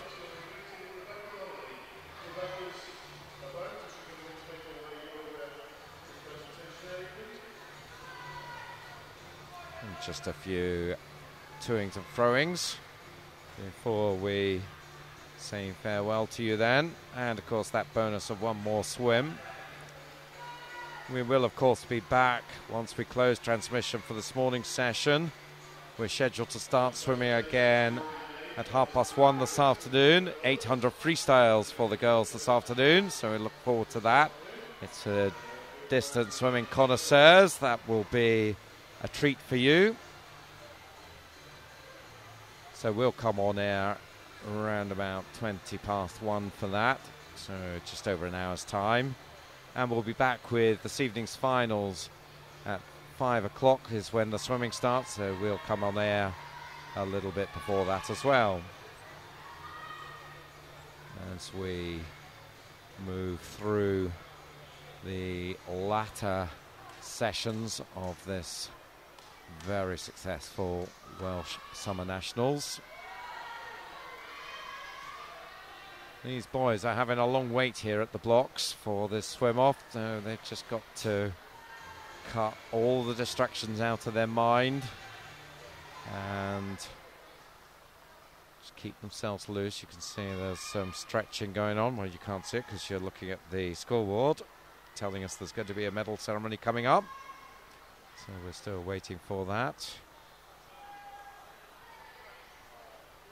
And there you can see the distance down the pool, and you see there the swimmers there, one in the blue shirt, one in the white shirt there, waiting patiently at the end of the pool.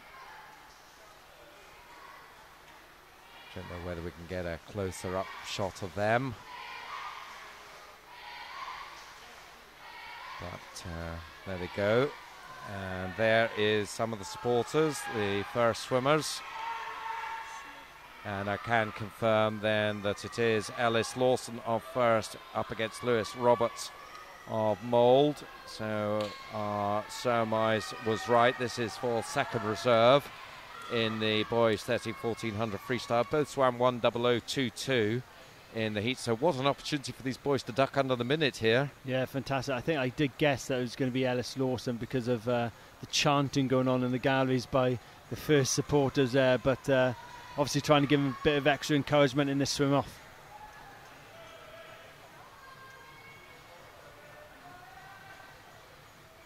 And we also have been handed the points position in that disability, so Di Thomas will be happy.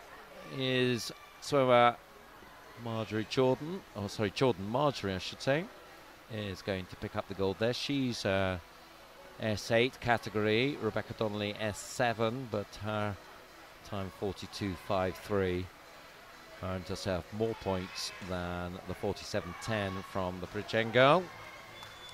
So we're still waiting for those girls to come up to the presentation area. I think we're just about ready to go with that. Yeah. And it is the Swim Wales Disability Manager, Hugh Griffiths, who you've heard in previous days on the microphone, is going to be making these presentations to the charges that he'll know well. So Liam Walsh, first of all, for the boys 50 freestyle, is picking up gold medal there. His time 38.42, S8 swimmer, earned him 326 British disability points. And well done to Liam. And the girls 50 freestyle, the silver medalist is Rebecca Donnelly of Bridgend City, S7 swimmer, and she looks happy to receive her medal from Hugh, very happy. And the Celtic Dolphin picking up the gold, Jordan Marjorie, here she comes. Well done to her. 395 points for her 42.53 swim, the S8 swimmer from the Celtic Dolphins.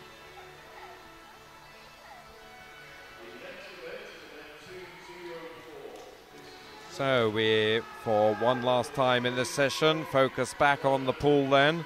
So this is the 100 freestyle. The swim off for second reserve, 1:00.22. They both swam in the heats. Alice Lawson from first in lane 4 against Lewis Roberts of Mould in lane 5.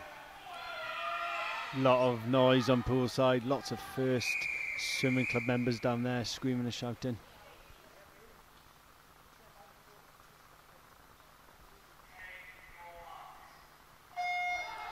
And hopefully the Mould contingent will be up there as well to shout on for Lewis. And Lewis got an absolutely fantastic start there. Straight away off the dive, he was up by very nearly a body length. So the two of them, Ellis now has his work cut out to try and claw that one back. He's having a go at it, but there's still about 1.5 meters between them as they come to the turn. Now, very often you do see them go very much faster in the turn. We're not seeing the times for the split on the scoreboard, unfortunately, but it definitely is Lewis Roberts who has that advantage from Ellis Lawson. The lead is still about 1.5 meters, and that was entirely from the dive. There's been nothing in it in the swim. Ellis now just starting to claw it back, but has he got too much to do? I think he has. The Mould swimmer Lewis Roberts is going to take this. He's comfortably under the minute. Both of them are, in fact, a lot faster than they were in the heats. 58.70 for Lewis Roberts, 59.25 for Ellis Lawson. Just looking at where that would have put them in the... if they'd done that in the heats, and the answer is comfortably in the final, but... that's the way it goes, but they'll be very happy, I would think, both of them on those times, breaking through the minute. But Lewis Roberts will take his chances as second reserve, and maybe, you never know, if there are withdrawals, he could get a swim tonight. So I know coaches always love to have their swimmers going into a swim-off because of exactly that they always seem to get fired up for them and produce a best time.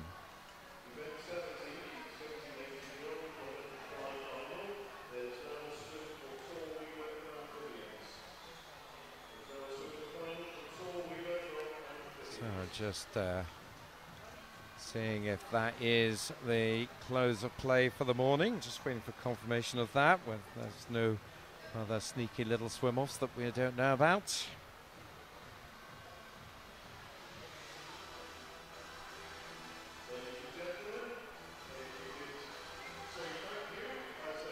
I think we are now done, so thanks very much again to Mark Tancock for your company. We enjoyed also the company of Mark Arnold earlier on and Di Thomas. Many thanks to him, the Celtic Dolphins coach, and of course to Mark Arnold for their company and their insights on what it's like in their respective roles.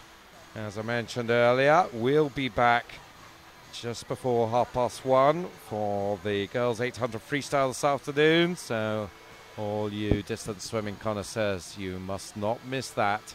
In the meantime, from the Welsh National Pool here, after session 16 of the Swim Wales Summer Nationals, we bid you a fond farewell from me, Duncan McKinnell.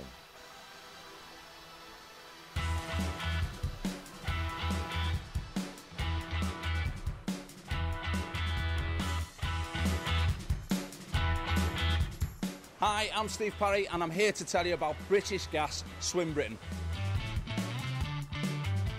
British Gas, they've got a great aim. They want to get more people swimming regularly by 2015. So in order to take part in Swim Britain, you've got a team challenge. There's 4 of you. You've all got to swim 1,000 metres. You do 250 metres each in a relay until you've done the 1,000 metres. Swim Britain is going to help you get fitter and healthier, and they're even going to give you tips along the way. It's all going to accumulate in 10 events in September at venues across the country. Now, logistics of this event are super easy. You're going to get a swimming cap, a t-shirt and a timing chip. You pick them up at the venue on the day. So all you need to think about is the regular stuff. Your swimming goggles and a pair of trunks. You could wear these, or perhaps some of these. You might want 2 towels as well instead of 1. So you'll need 1 towel for poolside and also a towel for when you get changed at the end. Maybe a bit of shampoo as well. And last but not least, make sure you take some water with you.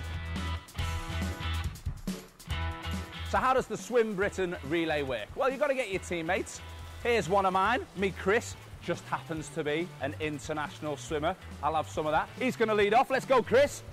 Yes. When he's done his 250 metres, he's got to make sure that his timing chip registers. Don't worry, there'll be people there on the day to make sure that that happens. Chris is then going to walk over to his second teammate, who's going to be in the transition area, and he's going to give him a high five. Nice high five. Then Chris is done. He's good to go. He can go have a little bit of a rest. It's going to get very crowded if all of you are waiting at the end of the pool. So we've got a rule. Only the person that's swimming next can be in the transition zone. So Swim Britain's going to be like no event you've ever done before, largely because of these bad boys. They're actually called boys, and you're going to have to swim around them. When you're swimming down the pool, you've got to keep the buoy to your left-hand side. And when you're swimming back up the pool, you've got to keep it to your right-hand side. Just keep an eye out for them. Big orange things, can't miss them. Stay as tight as you can to the buoy. You've only got to swim 250 metres. There's no point swimming any more than that if you don't have to. Once you've got your team together, make sure you get the opportunity to train together. Set yourself both an individual goal. You know what? Challenge the other guys on your team as well. You might surprise yourself and with some good training, beat the time that you thought you were going to go. What about making some hoodies with your team name on there? You're taking on everyone else in Swim Britain. You've got to get in there with the right frame of mind. Maybe you want to go in some fancy dress. I don't suggest you swim in the fancy dress. That might slow you down a little bit. Maybe you can even come up with your own song, you know. I can see all four of you doing the Gangnam Style. Maybe not. But most of all, make sure there's some cracking banter between you and your teammates, and let's maximise the fun that we're going to have on Swim Britain. Good luck and enjoy.